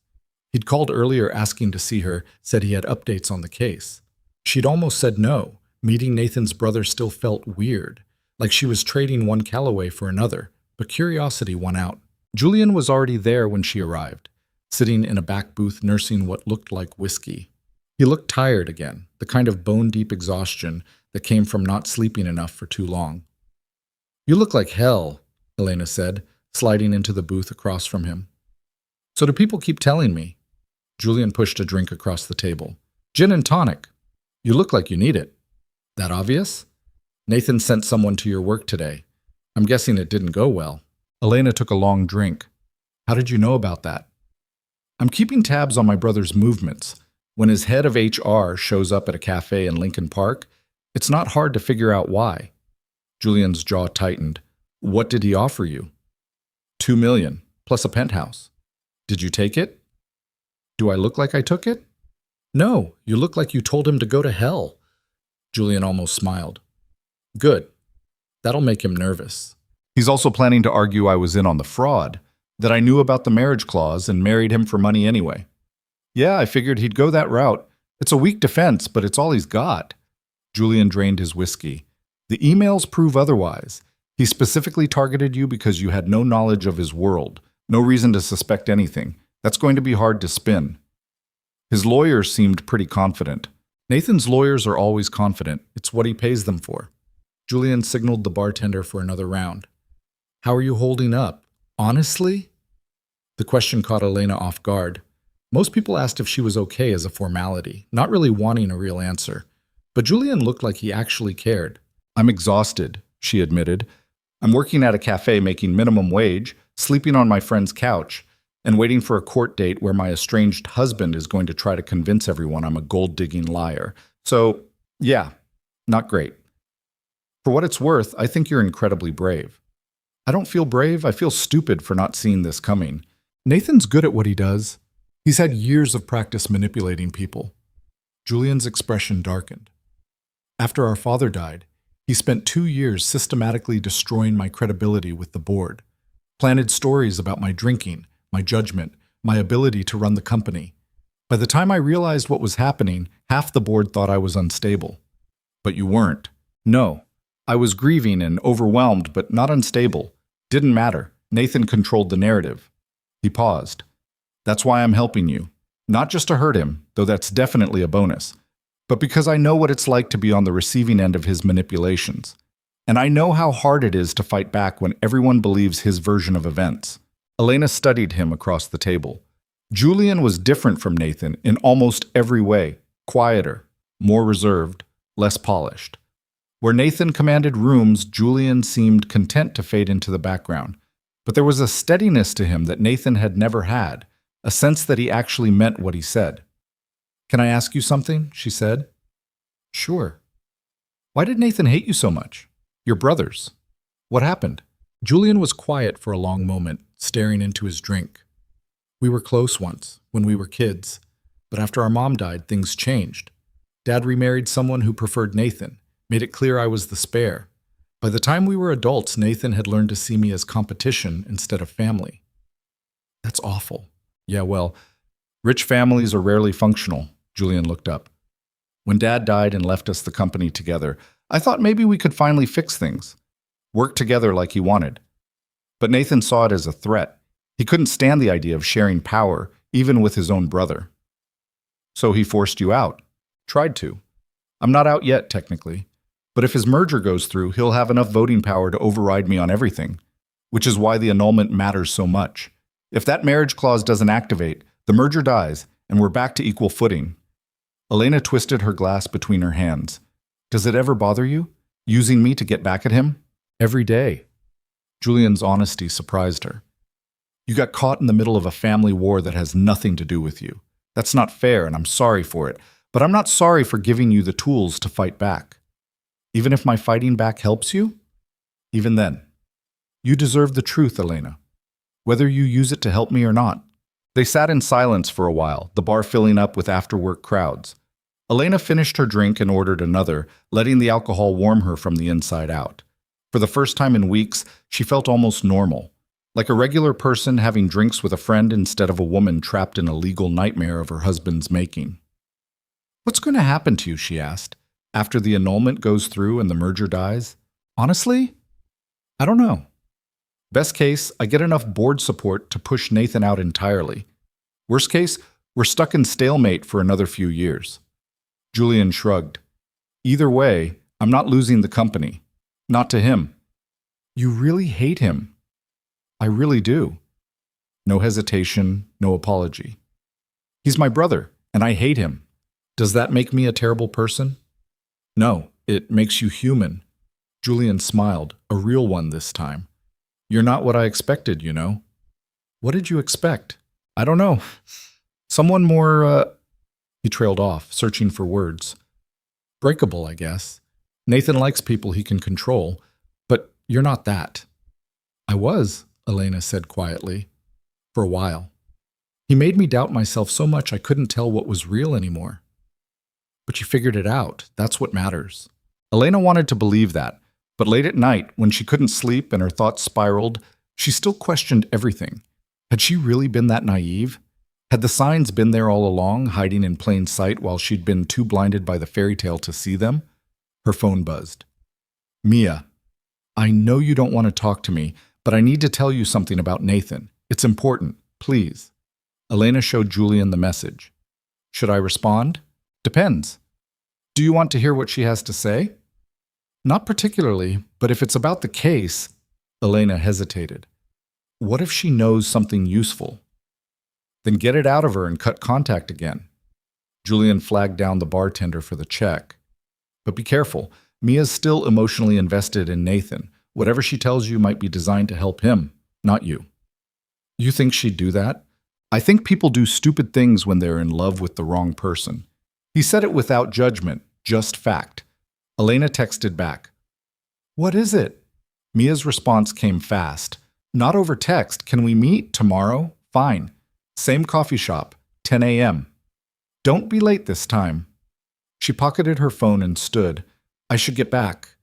Early shift tomorrow. I'll drive you. You don't have to eat. It's late and you're 2 drinks in. I'm driving you. Julian's car was sleek and expensive, the kind of vehicle Elena had gotten used to during her brief time as a Calloway wife. But unlike Nathan's cars, which had always felt like extensions of his ego, Julian's car was just transportation, functional and forgettable. They drove through Chicago in comfortable silence, the city lights streaking past the windows. Elena found herself relaxing into the leather seat, the exhaustion of the day catching up with her all at once. "Thank you," she said as they pulled up outside Shauna's building. "For everything. The evidence, the lawyer, the ride. All of it." "You're welcome." Julian put the car in park. "Elena, can I ask you something?" "Sure." "If things were different, if Nathan hadn't been my brother, if you two had met some other way, do you think you would have fallen for him anyway? Without all the manipulation?" Elena thought about it. "No. The person I fell for doesn't exist. Nathan created a character designed specifically to appeal to me. The real Nathan, the one who sees people as tools and marriage as a business transaction, I never would have looked at him twice." "Good. That's good." Julian looked like he wanted to say something else, but changed his mind. "Get some sleep. Court's in less than 2 weeks." Elena climbed out of the car and watched him drive away, then headed upstairs. Shauna was already asleep, so she moved quietly through the apartment, changing into pajamas and settling onto the couch that had become her bed. She tried to sleep, but her mind kept spinning. Tomorrow she'd meet with Mia, and in less than 2 weeks she'd be in court facing Nathan across a courtroom. Somewhere in between, she had to keep working and pretending her life wasn't falling apart and preparing for her entire marriage to be dissected in front of a judge. It was too much. All of it. But she didn't have a choice except to keep going. The next morning, Mia was actually on time. Elena arrived at the coffee shop to find her sister already there, looking like she hadn't slept in days. Her hair was pulled back in a messy ponytail, no makeup, dark circles under her eyes. For once, she didn't look like she'd stepped out of a magazine. She looked wrecked. "Thanks for coming," Mia said as Elena sat down. "You have 5 minutes. Talk. Nathan's planning something." Mia twisted her hands together, that old nervous habit. "I don't know exactly what, but he's been on the phone with his lawyers constantly, and yesterday he asked me to lie for him." Elena's stomach dropped. "Lie about what?" "About our relationship. He wants me to testify that you knew about us, that we told you we were involved before the wedding, and you said you didn't care because you were only marrying him for money." The words hit like a punch. "And are you going to do it?" "No, that's why I'm telling you. I'm not lying for him anymore." Mia's eyes were red, like she'd been crying. "I know you don't believe me, but I never meant for any of this to happen. I was stupid and selfish, and I convinced myself that what Nathan and I had was real. But it wasn't. He used me the same way he used you. You're just figuring that out now?" "I know. I'm an idiot." Mia wiped at her eyes. "But I'm not going to let him destroy you to save himself. I'll testify for you if you need me to. Tell the truth about when the affair started, how he manipulated both of us." Elena wanted to believe her, but trusting Mia again felt impossible after everything that had happened. "Why now?" she asked. "Why suddenly grow a conscience?" "Because I called him yesterday, after you and I talked last time. I told him I couldn't do this anymore, that I felt guilty about what we'd done to you." Mia's voice cracked. "And you know what he said? He laughed. Said I was being dramatic and that I should remember he could destroy my career with a single phone call if I didn't stay in line." "What career?" "You work retail. I've been applying to PR firms. Nathan knows the hiring managers at 3 of the companies I interviewed with. He said if I don't cooperate, he'll make sure I never work in this city again." Mia looked directly at Elena. "That's when I realized you were right. He doesn't love me. He never did. I was just convenient." Elena let that sink in. Nathan had threatened Mia the same way he'd tried to manipulate Elena, find the pressure point and push until the person breaks. It was his signature move. "So you want to help me now because he turned on you," Elena said flatly. "I want to help you because it's the right thing to do. And because I'm sorry. I know sorry doesn't fix anything, but I am." Mia pulled out her phone. "I have text messages, voicemails, proof that the affair started 2 months before you even met Nathan. If that helps your case, it's yours." Elena took the phone, scrolling through months of messages between Mia and Nathan. Sweet at first, then increasingly desperate on Mia's end as Nathan grew distant. The timeline matched what Julian had shown her. Nathan and Mia had been casually involved. Then Nathan had met Elena and shifted his focus while keeping Mia as backup. "Send these to my lawyer," Elena said, writing down Margaret's email. "All of them. Don't leave anything out." "Okay." Mia hesitated. "For what it's worth, I know you probably hate me. I deserve it. But you're my sister, and I should have protected you instead of betraying you. I'm sorry I didn't." "Yeah, you should have," Elena stood. "Thanks for the evidence, but we're not okay. We're probably never going to be okay." "I know." Elena left before Mia could say anything else. Outside, she called Margaret. "Mia's sending you evidence. Text messages between her and Nathan that prove the affair predated my relationship with him." "That's good. That corroborates the emails Julian provided." Margaret paused. "How are you doing with all this? Emotionally?" "I'm fine." "Elena?" "I'm handling it. I'll see you in court." She hung up before Margaret could push further. The truth was, she had no idea how she was doing emotionally. Some days she felt strong, determined, ready to fight. Other days she felt like she was barely holding herself together with tape and caffeine. Today was somewhere in between. Her shift at the cafe started in an hour. Elena walked slowly, trying to clear her head before she had to put on her customer service smile and pretend everything was fine. Her phone buzzed. Julian. "Heard from Margaret about Mia's evidence." "That's huge." "You okay?" "Define okay. Fair point. Drink later?" "Can't. Have to work a double." "Tomorrow then." "My place." "I'll cook." Elena stared at the message, surprised. Julian cooking dinner for her felt personal in a way their previous meetings hadn't. Less about the case and more about what? Friendship? Something else? "You don't have to do that." "I want to. Plus, you look like you could use a home-cooked meal." "How would you know how I look? Are you stalking me? You posted a selfie on Instagram yesterday." "You look tired." Elena had forgotten about that. A stupid picture Shauna had insisted on taking, trying to make her smile. She'd posted it without thinking, not considering who might see it. "Fine. Tomorrow." "What time?" 7. "I'll text you the address." She pocketed her phone and tried not to think too hard about why the invitation made her feel lighter than she had in days. Work was brutal. The cafe was understaffed and overrun with customers, everyone demanding complicated drinks and getting annoyed when they took more than 30 seconds to make.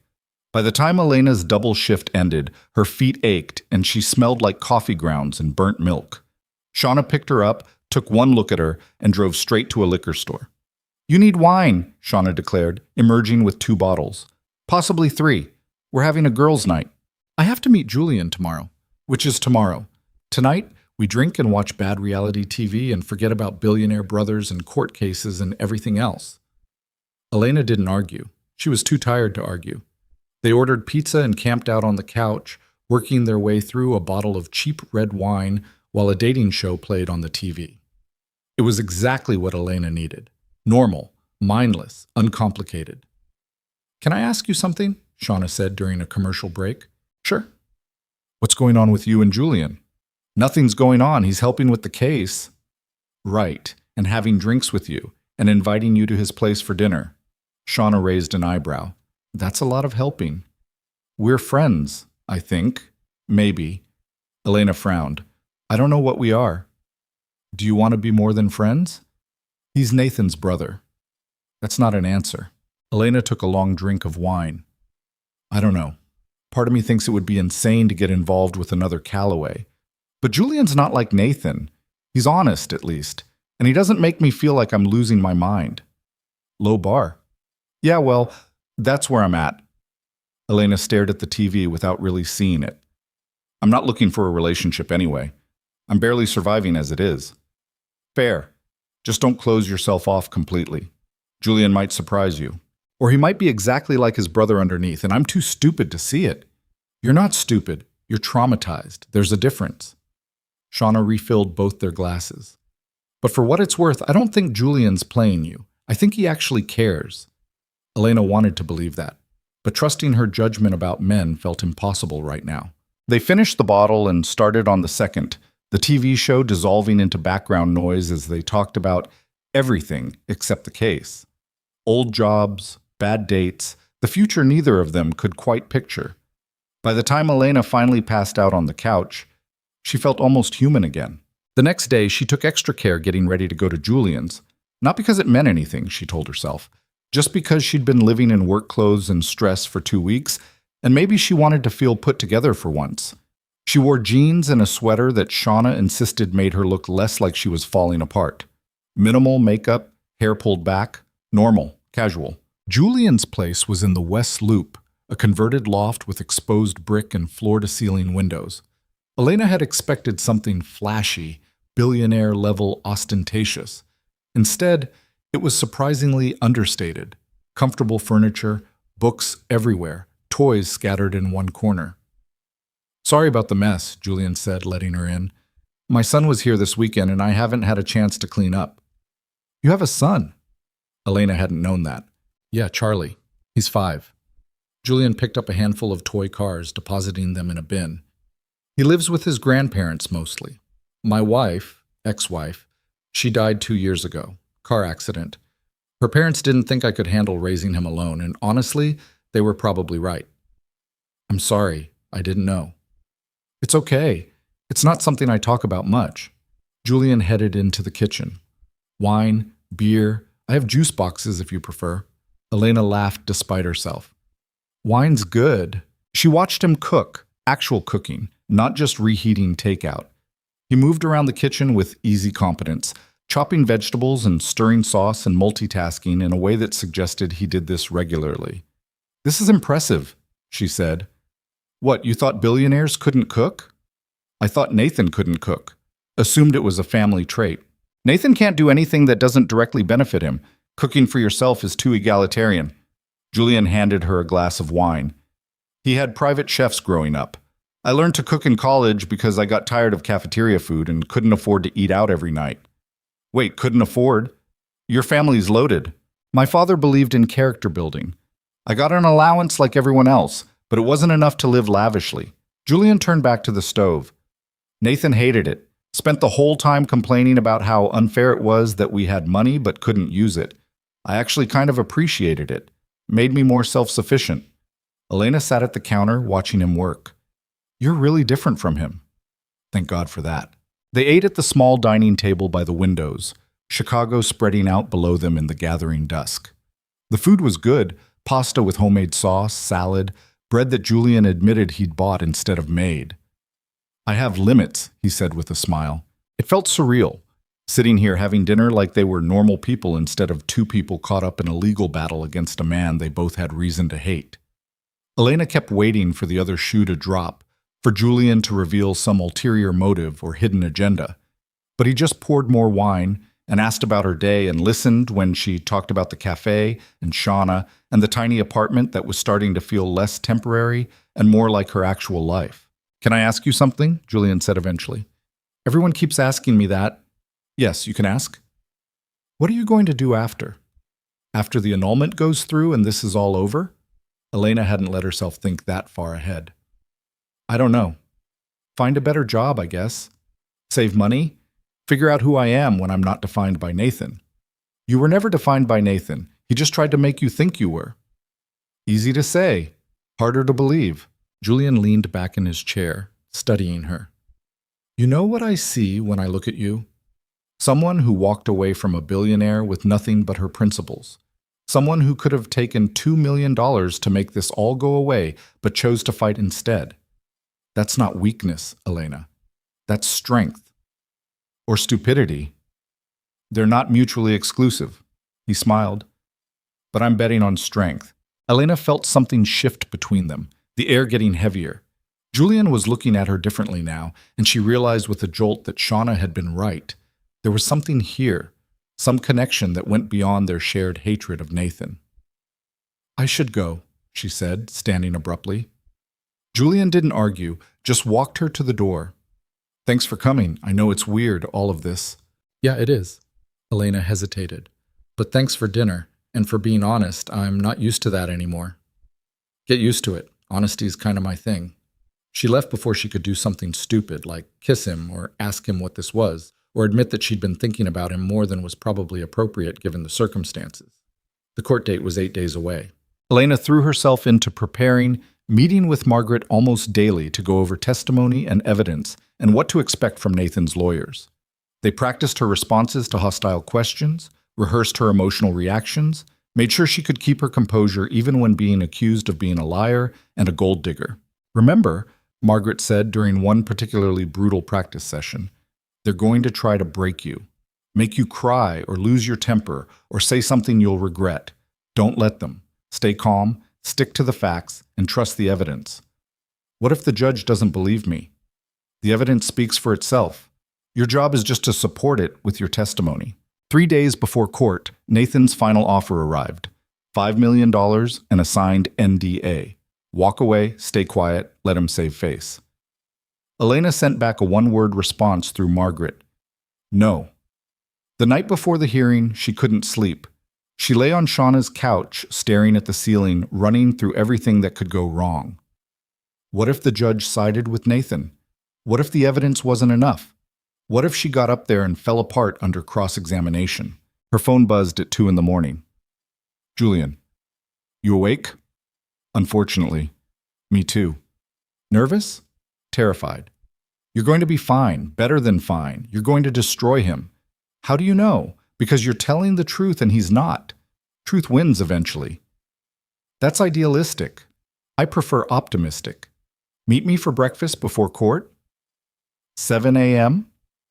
Elena hesitated, then typed, "Okay." She finally fell asleep around 4, and when her alarm went off at 6, she felt like she'd been hit by a truck. But she got up, got dressed in the conservative suit Margaret had helped her pick out, and met Julian at a diner 3 blocks from the courthouse. He looked as tired as she felt, but he smiled when he saw her. "Ready?" "No, but I'm doing it anyway." "That's the spirit." They ate breakfast mostly in silence, the weight of the day ahead pressing down on both of them. At 8:30, they walked to the courthouse together, Margaret meeting them on the steps. "Remember what we practiced," Margaret said. "Stay calm, stick to the truth, don't let them provoke you." Elena nodded, her throat too tight to speak. Inside, the courtroom was smaller than she'd expected. Nathan was already there with his lawyers, 3 of them in expensive suits clustered around him like a protective wall. He saw Elena and his expression went cold, any pretense of affection or concern vanishing. This was the real Nathan, the one she'd married without knowing he existed. The judge entered and everyone stood. Elena's heart was pounding so hard she could hear it in her ears. "Case number 2024-D-8847, the bailiff called. "Brooks versus Calloway, petition for annulment based on fraud." This was it. No turning back now. The battle was about to begin. Margaret stood first, straightening her papers with the kind of calm that came from years of walking into courtrooms and dismantling lies. The judge, a woman in her 60s with sharp eyes and no-nonsense demeanor, looked between the 2 legal teams like she'd already decided this was going to be a long day. "Ms. Chen, you're petitioning for annulment on grounds of fraud. Proceed." Margaret's opening was surgical. She laid out the timeline, how Nathan had deliberately targeted Elena, how the marriage clause existed, how every step of their relationship had been engineered for a business outcome.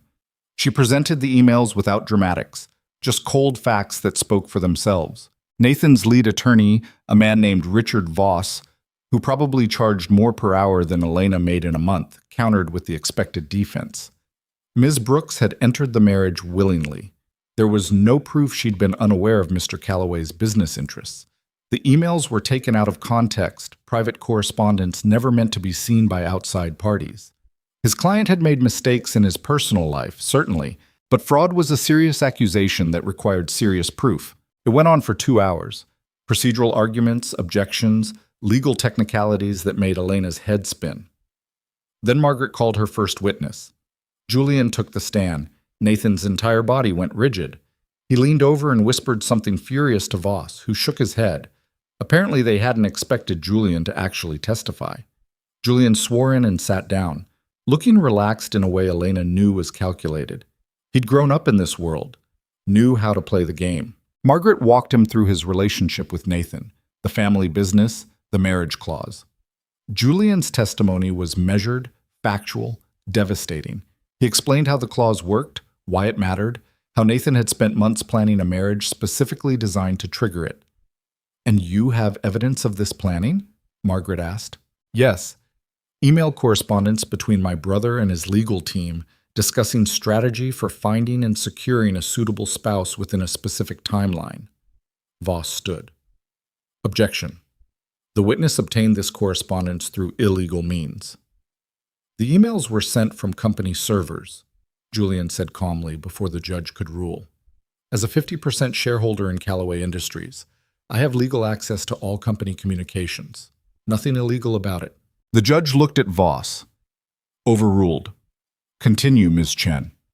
Margaret walked Julian through the emails, having him authenticate each one. By the time she finished, the picture was clear. Nathan had treated finding a wife the same way he'd treat any other business acquisition. Research the target, identify weaknesses, execute the plan. Voss's cross-examination was aggressive, trying to paint Julian as a disgruntled brother with an axe to grind, someone who'd manipulate evidence to hurt Nathan. But Julian didn't take the bait, just answered every question with the same calm precision. "Isn't it true you've been trying to force Mr. Callaway out of the family business for years?" "No.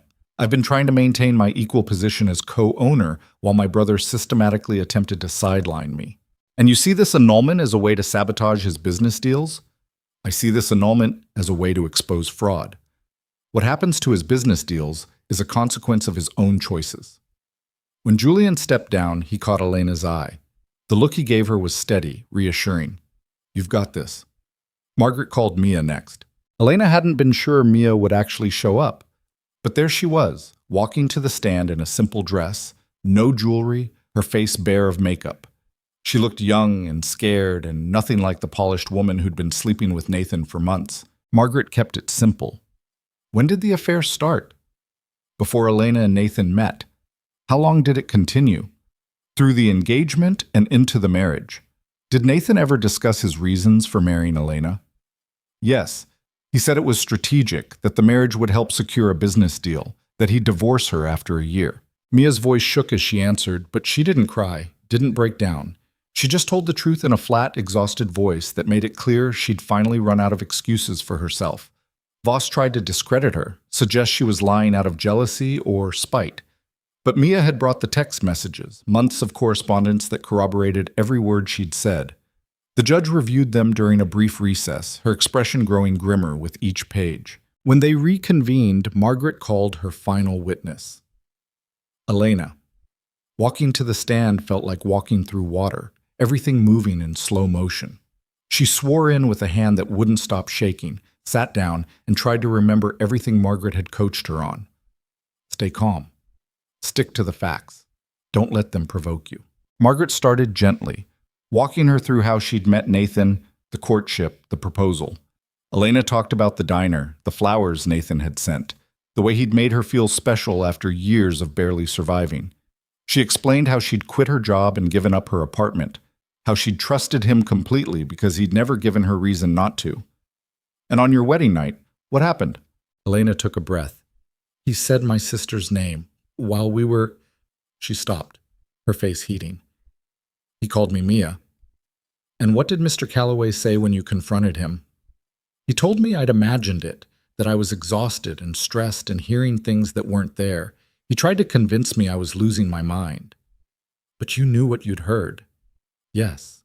Margaret walked her through the confrontation, Nathan's admission, the emails Julian had shown her. Elena's voice stayed steady through most of it, only wavering when Margaret asked how she'd felt learning the marriage had been planned as a business strategy. Like everything I thought I knew was a lie, Elena said quietly. Like I'd been so desperate for someone to love me that I'd ignored every warning sign and let myself become a tool in someone else's plan. Across the courtroom, Nathan's jaw tightened. Margaret finished, and Voss stood for cross-examination. Elena braced herself. Ms. Brooks, you claim you had no knowledge of Mr. Callaway's wealth when you met him. Is that correct? I knew he had money. I didn't know how much. But you knew he owned hotels. He mentioned it, yes. And yet you expect us to believe that a struggling waitress who could barely make rent didn't see marrying a hotel mogul as a financial opportunity? Elena felt her anger spike, forced it down. I didn't marry him for money. I married him because I thought he loved me. How convenient. You marry a billionaire, live in luxury for 6 months, then when the relationship sours, you claim fraud to avoid looking like a gold digger. That's not what happened, isn't it? You have no prenuptial agreement, which means in a standard divorce, you'd be entitled to nothing after such a short marriage. But an annulment based on fraud? That opens up possibilities for damages, doesn't it? Margaret objected, but the judge allowed it. Elena looked Voss directly in the eye. I don't want damages. I don't want his money. I just want the truth on record. The truth being that you're an innocent victim who had no idea what you were getting into? The truth being that your client is a manipulative liar who married me to close a business deal and thought he could get away with it. You're aware that's a serious accusation. I'm aware that I have emails proving it. Voss tried several more angles, but Elena didn't budge.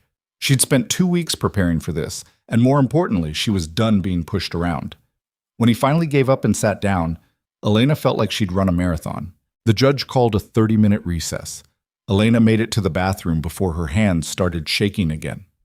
Margaret found her there, splashing water on her face. You did great, Margaret said. Really great. Voss barely laid a finger on you. It doesn't feel great. It never does. But you held your ground, and that's what matters. Margaret checked her watch. They're going to call Nathan next. You don't have to watch if you don't want to. But Elena did want to watch.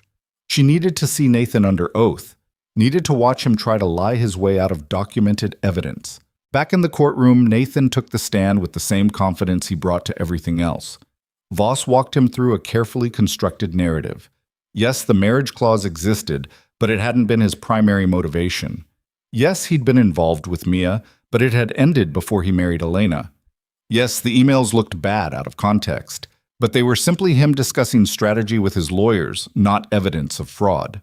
He was good. Elena had to give him that. He looked sincere, sounded reasonable, played the role of a man who'd made mistakes but hadn't committed crimes. Then Margaret stood for cross-examination.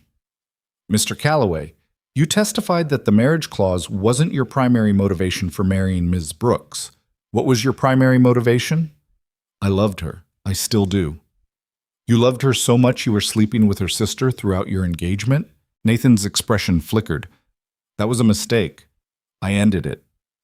According to phone records and text messages, you were in contact with Mia Brooks as recently as 3 days ago. Is that your definition of ending it? I was trying to convince her not to testify against me. By threatening her employment prospects? I never threatened her. Margaret pulled out a transcript of a voicemail Nathan had left Mia. His own voice, cold and clear, telling her that if she testified, she'd never work in Chicago again. The courtroom went silent as it played. Still maintain you didn't threaten her? Margaret asked. Nathan's lawyer objected, but the damage was done. Margaret moved on, walking Nathan through the emails, making him admit to each one. Yes, he'd discussed finding a suitable wife with his lawyers. Yes, Elena had fit the profile they'd outlined. Yes, he'd moved quickly because of the merger timeline. And at any point during this process, did you disclose to Ms. Brooks that marrying you would trigger a business clause worth hundreds of millions of dollars? I didn't think it was relevant. You didn't think your bride deserved to know she was part of a business transaction? It wasn't like that. Then what was it like, Mr. Calloway?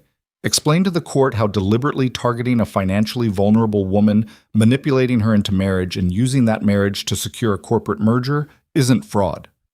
Nathan's composure finally cracked. I made a mistake bringing business considerations into my personal life, but I did care about Elena. That wasn't fake. Care about her enough to be honest with her? I was going to tell her, eventually. After the merger closed and you no longer needed her? That's not after you'd secured your business deal and could discard her without consequences? I never planned to discard her. Margaret pulled out another email, this one dated 2 weeks after the wedding. Nathan discussing divorce timelines with his lawyer, calculating the minimum amount of time he'd need to stay married to satisfy the clause. This email suggests otherwise. Nathan had no answer for that. He sat there, jaw tight, while Margaret systematically destroyed every lie he'd told. By the time she finished, he looked less like a powerful CEO and more like a cornered animal. The judge called for closing arguments. Margaret's was concise. The evidence showed clear fraud, a deliberate scheme to manipulate an unsuspecting woman into a marriage designed solely to benefit Nathan's business interests. The annulment should be granted immediately. Voss's closing was desperate, grasping at technicalities and asking the court to consider that while Mr. Calloway had made errors in judgment, fraud required intent to deceive, and his client had genuinely developed feelings for Ms. Brooks over the course of their relationship. The judge looked unimpressed. "I'll take this under advisement and issue a ruling within 48 hours, she said. Court is adjourned. Everyone stood. Elena felt like her legs might give out. Margaret gripped her elbow, steadying her. "That went as well as we could have hoped," Margaret said quietly. "The judge heard everything. Now we wait." Outside the courtroom, Julian was waiting. He pulled Elena into a quick hug and she let herself lean into it for just a moment. "You were incredible in there," he said. "I threw up twice during recess." "And yet you still went back in and faced him down. That's incredible." Nathan emerged from the courtroom surrounded by his lawyers, all of them talking urgently. He saw Elena and Julian standing together, and his expression went ice cold. For a second, Elena thought he might actually approach them, but Voss grabbed his arm and steered him toward the elevator. "Come on," Julian said. "Let's get you out of here." They went to a quiet restaurant, the kind of place where no one would recognize them or care about their drama. Elena ordered wine and didn't touch it, too wired to drink, too exhausted to eat. "What happens now?" she asked. "We wait for the judge's ruling," Margaret said. "But based on the evidence and Nathan's testimony, I think we're in good shape." "And if she rules in his favor?" "She won't, but if she does, we appeal. We keep fighting until we win." Elena nodded, trying to absorb that. 2 days. She just had to survive 2 more days. Julian drove her back to Shauna's apartment. In the car, he said, "Whatever happens, you did the right thing. Standing up to him, fighting back. That took courage most people don't have." "I didn't feel courageous. I felt terrified the entire time." "Courage isn't not being scared. It's being scared and doing it anyway." Julian pulled up outside the building. "Get some rest. Try not to think about it for a few hours." "Easier said than done." "I know." He hesitated, then reached over and squeezed her hand. "You're not alone in this, okay? Whatever the ruling is, you're not alone." Elena went upstairs to find Shauna had strung up a banner that said, "Justice for Elena," in marker on printer paper. She'd also bought champagne and ordered pizza. "Celebrating early?" Elena asked. "Celebrating you surviving the day without punching Nathan in his smug face. That deserves recognition." Shauna popped the champagne. "Now tell me everything," Elena told her, reliving the whole day. Shauna cheered when she got to the part where Margaret destroyed Nathan's testimony, groaned when Elena described Voss's cross-examination, and looked ready to commit violence when Elena mentioned Nathan's voicemail threatening Mia. "He's such a piece of shit," Shauna said. "I hope the judge throws the book at him." "The judge doesn't throw books in civil court. She just rules." "Then I hope she rules so hard Nathan feels it in his soul." They drank champagne and ate pizza and watched mindless TV, and Elena tried not to check her phone every 5 minutes to see if Margaret had texted. The next day crawled by. Elena went to work, served coffee, smiled at customers, and tried to act normal while her entire future hung in the balance. Julian texted her throughout the day, stupid memes, updates from his own lawyer, a photo of his son covered in spaghetti sauce with the caption, "Parenting is glamorous." It made her smile despite everything. The ruling came down at 4:30 on the second day. Elena was at work when her phone rang. Margaret. "We won," Margaret said without preamble. "The judge granted the annulment, ruled that Nathan had committed fraud by deliberately concealing his true intentions for the marriage. It's over, Elena. You're free." Elena had to sit down. Her manager, Paolo, took one look at her face and told her to take the rest of the day off. She called Julian from outside the cafe, her hand shaking so badly she almost dropped the phone. "We won," she said when he answered. "I know. Margaret called me." "Elena, you did it. You actually did it. I can't believe it's over." "Believe it. You're free. The marriage is void, Nathan's merger is dead, and his reputation is destroyed. It's over." Elena started crying then. Right there on the sidewalk, huge gasping sobs that had been building for weeks. People walking past gave her weird looks, but she didn't care. It was over. She'd faced down a billionaire with unlimited resources and won. "Where are you?" Julian asked. "Lincoln Park, outside the cafe." "Stay there. I'm coming to get you." He showed up 20 minutes later, pulled her into his arms, and let her cry on his expensive shirt without complaint. When she finally pulled herself together, he stepped back and smiled.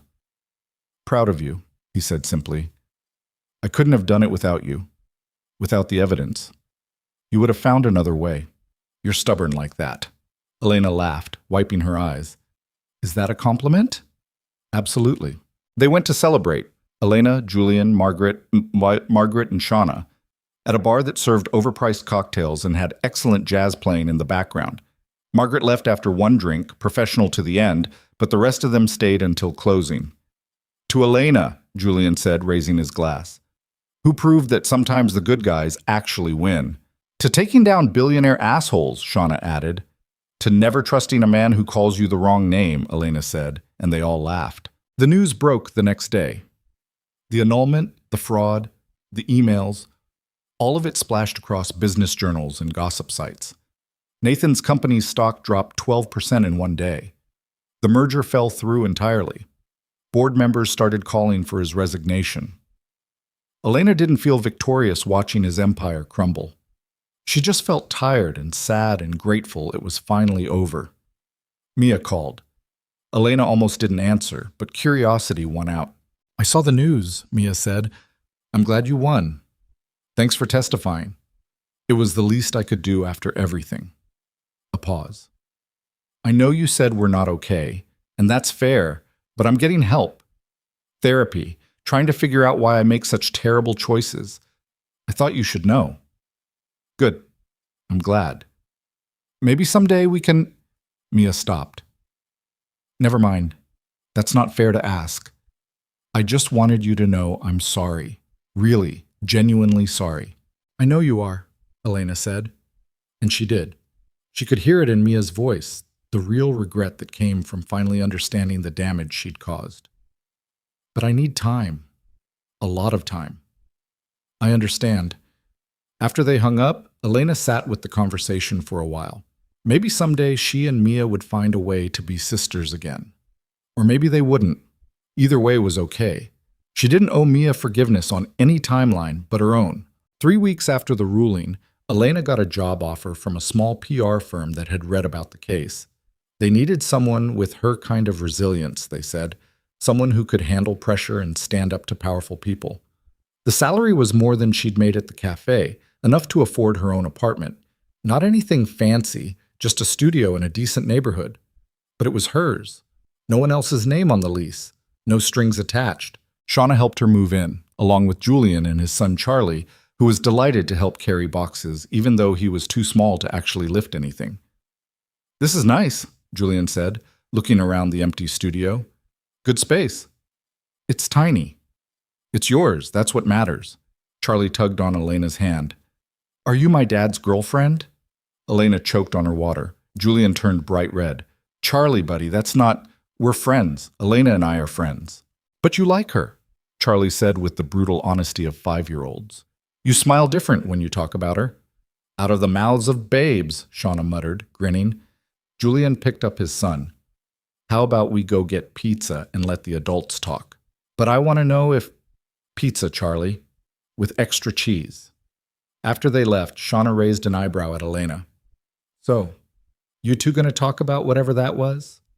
"There's nothing to talk about." "Right, which is why he drove an hour out of his way to help you move into a studio apartment. We're friends. Friends who have dinner together twice a week and text constantly and look at each other like nobody else exists?" Elena threw a pillow at her. "Shut up." But Shauna was right, and Elena knew it. Something had shifted between her and Julian over the past few months. Something that felt dangerous and terrifying and also kind of wonderful. When Julian came back with Charlie and pizza, Elena pulled him aside. "Can we talk? After Charlie goes to sleep?" Julian's expression was carefully neutral. "Sure." "About what?" "About whatever this is. Us. If there is an us. I don't know. I'm terrible at this." You're not terrible at anything. Julian smiled, and it was the smile Charlie had mentioned, the one that was different, softer. Yeah, let's talk. They put Charlie to bed in Elena's new bedroom. She insisted, said she'd sleep on the couch, and Shauna made herself scarce with exaggerated obviousness. Julian and Elena sat on the floor of her empty living room, backs against the wall, knees almost touching. I'm not good at this either, Julian said, talking about feelings. My ex-wife, I mean. She used to say I kept everything locked up so tight I'd implode eventually. Was she right? Probably. I loved her, but I wasn't good at showing it, and then she died and I never got the chance to get better at it. Elena reached over and took his hand. I'm scared, she admitted, of getting involved with someone again, of trusting my judgment when it was so wrong about Nathan. Your judgment wasn't wrong. Nathan lied. There's a difference. I know, but it doesn't feel different. She looked at their joined hands. And you're his brother. That makes this complicated. I know, believe me, I've thought about that. Julian squeezed her hand. But I'm not Nathan. I'm nothing like Nathan, and what I feel for you has nothing to do with him. What do you feel for me? Honestly? I'm not sure yet. But I know I look forward to seeing you. I know I think about you way too much. And I know that when the judge ruled in your favor, the first thing I felt was relief that you'd be okay, and the second thing was hope that maybe now we could figure out what this is without Nathan hanging over everything. Elena leaned her head on his shoulder. I don't want to rush into anything. I need time to figure out who I am when I'm not defined by someone else. Take all the time you need. I'm not going anywhere. They sat there for a while, not talking, just being.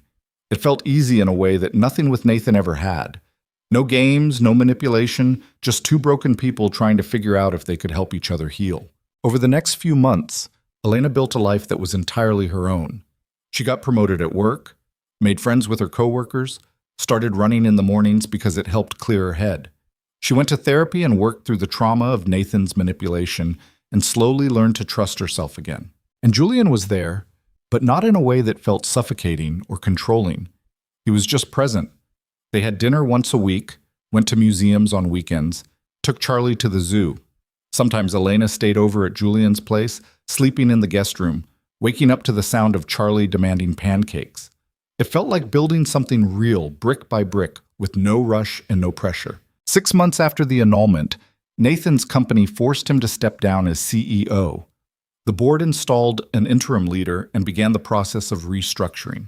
Julian was offered his old position back, a full partnership with real power. I'm thinking about saying no, he told Elena over dinner. Why? Because that company is toxic. My father built it on manipulation and control, Nathan made it worse, and I'm not sure it's worth saving. Julian pushed his food around his plate. I'm thinking about selling my shares and doing something else. Something that doesn't involve backstabbing and corporate warfare. Like what? I don't know yet, but I've got time to figure it out. Elena understood that. The need to start fresh, to build something that wasn't tainted by the past. She'd been doing the same thing for months.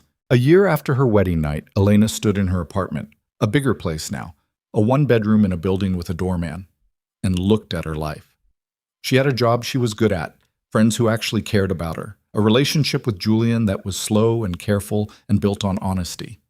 She had a therapist who helped her work through the anger and the shame and the lingering fear that she was still the naive girl who'd fallen for Nathan's lies. But mostly, she had herself back. The Elena who'd been buried under Nathan's manipulation and gaslighting and control. The one who was stronger than she'd thought, more resilient, capable of surviving things she never imagined she'd have to face. Julian knocked on her door, holding takeout and a bottle of wine. Charlie was with his grandparents for the weekend, which meant they had 2 whole days to themselves. I have news, Julian said as they ate. Good news or bad news? Good, I think. I sold my shares in Callaway Industries, all of them. Elena nearly dropped her fork. You what? Sold them, to a venture capital firm that specializes in restructuring dysfunctional companies. They're going to clean house, get rid of everyone who enabled Nathan's behavior, start fresh. Julian smiled. I'm officially done with that world. How does it feel? Terrifying. Liberating. Both. He reached across the table and took her hand. But I figured if you could walk away from everything and start over, so could I. What are you going to do now? I have some ideas. Smaller investments, companies I actually believe in. Maybe some teaching. There's a business school that's been asking me to do guest lectures. And I want to spend more time with Charlie. Actually be present instead of always distracted by corporate drama. That sounds good. Really good. What about you? Still liking the PR job? I love it. They're talking about making me a partner in a few years if I keep performing well. Elena squeezed his hand. I never thought I'd have this. A career I care about, a place that's mine, a life that feels real. You deserve all of it. They finished dinner and moved to the couch. Elena curled against Julian's side while some movie played on TV. It was comfortable, familiar, the kind of easy intimacy that came from actually knowing someone instead of just knowing the version of themselves they wanted you to see. Can I tell you something? Elena said during a commercial. I think I'm falling in love with you, maybe have been for a while. And that terrifies me because last time I fell in love, it destroyed my life. Julian was quiet for a moment. Then he said, I'm falling in love with you too. Have been since before the annulment, though I tried really hard not to because the timing was terrible and you needed space and I didn't want to be another man pressuring you into something you weren't ready for. You're nothing like Nathan, I know. But you needed to know that too. To see it for yourself. Julian tilted her chin up so she was looking at him. I'm not perfect, Elena. I'm going to mess up sometimes. But I promise I'll never lie to you, I'll never manipulate you, and I'll never make you doubt yourself. That's all I need, Elena said, and kissed him. It was different from kissing Nathan had been. Slower, gentler, built on months of trust instead of manufactured chemistry. It felt like coming home to a place she'd never been before. They took things slow after that. No rushing, no grand gestures, just steady forward motion. Julian met Shauna officially and won her over by bringing her favorite pastries and genuinely listening when she talked. Elena got closer with Charlie, learning his favorite books and his elaborate rules for playing dinosaurs. They took a trip to the coast, just the three of them. And Elena realized somewhere between building sandcastles and teaching Charlie to body surf that this was what family was supposed to feel like. 2 years after the annulment, Elena and Julian got married in a small ceremony at City Hall. No crystal chandeliers, no society reporters, no guest list full of people they barely knew, just Shauna and Charlie and Julian's closest friends and a judge who smiled the whole time. Afterwards, they went to the same diner where Nathan had first approached Elena all those years ago. It was different now, under new management, renovated, but something about it felt right, coming full circle to where it had started, but this time with the right person. You ever regret it? Julian asked over coffee. Getting involved with my family in the first place? The whole nightmare with Nathan? Elena thought about it. The pain, the betrayal, the months of feeling like she was losing her mind, the court battle, the public humiliation, the slow process of rebuilding herself from scratch. No, she said finally. I mean, I wish Nathan hadn't been a manipulative sociopath, but if none of that had happened, I wouldn't have learned how strong I actually am.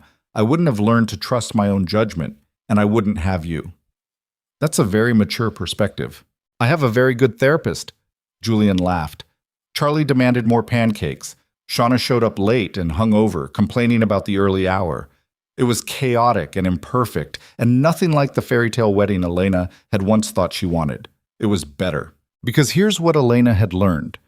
Real love isn't about grand romantic gestures, or expensive weddings, or sweeping someone off their feet. It's about showing up every day and being honest, even when honesty is hard. It's about choosing someone repeatedly, not just once in front of witnesses.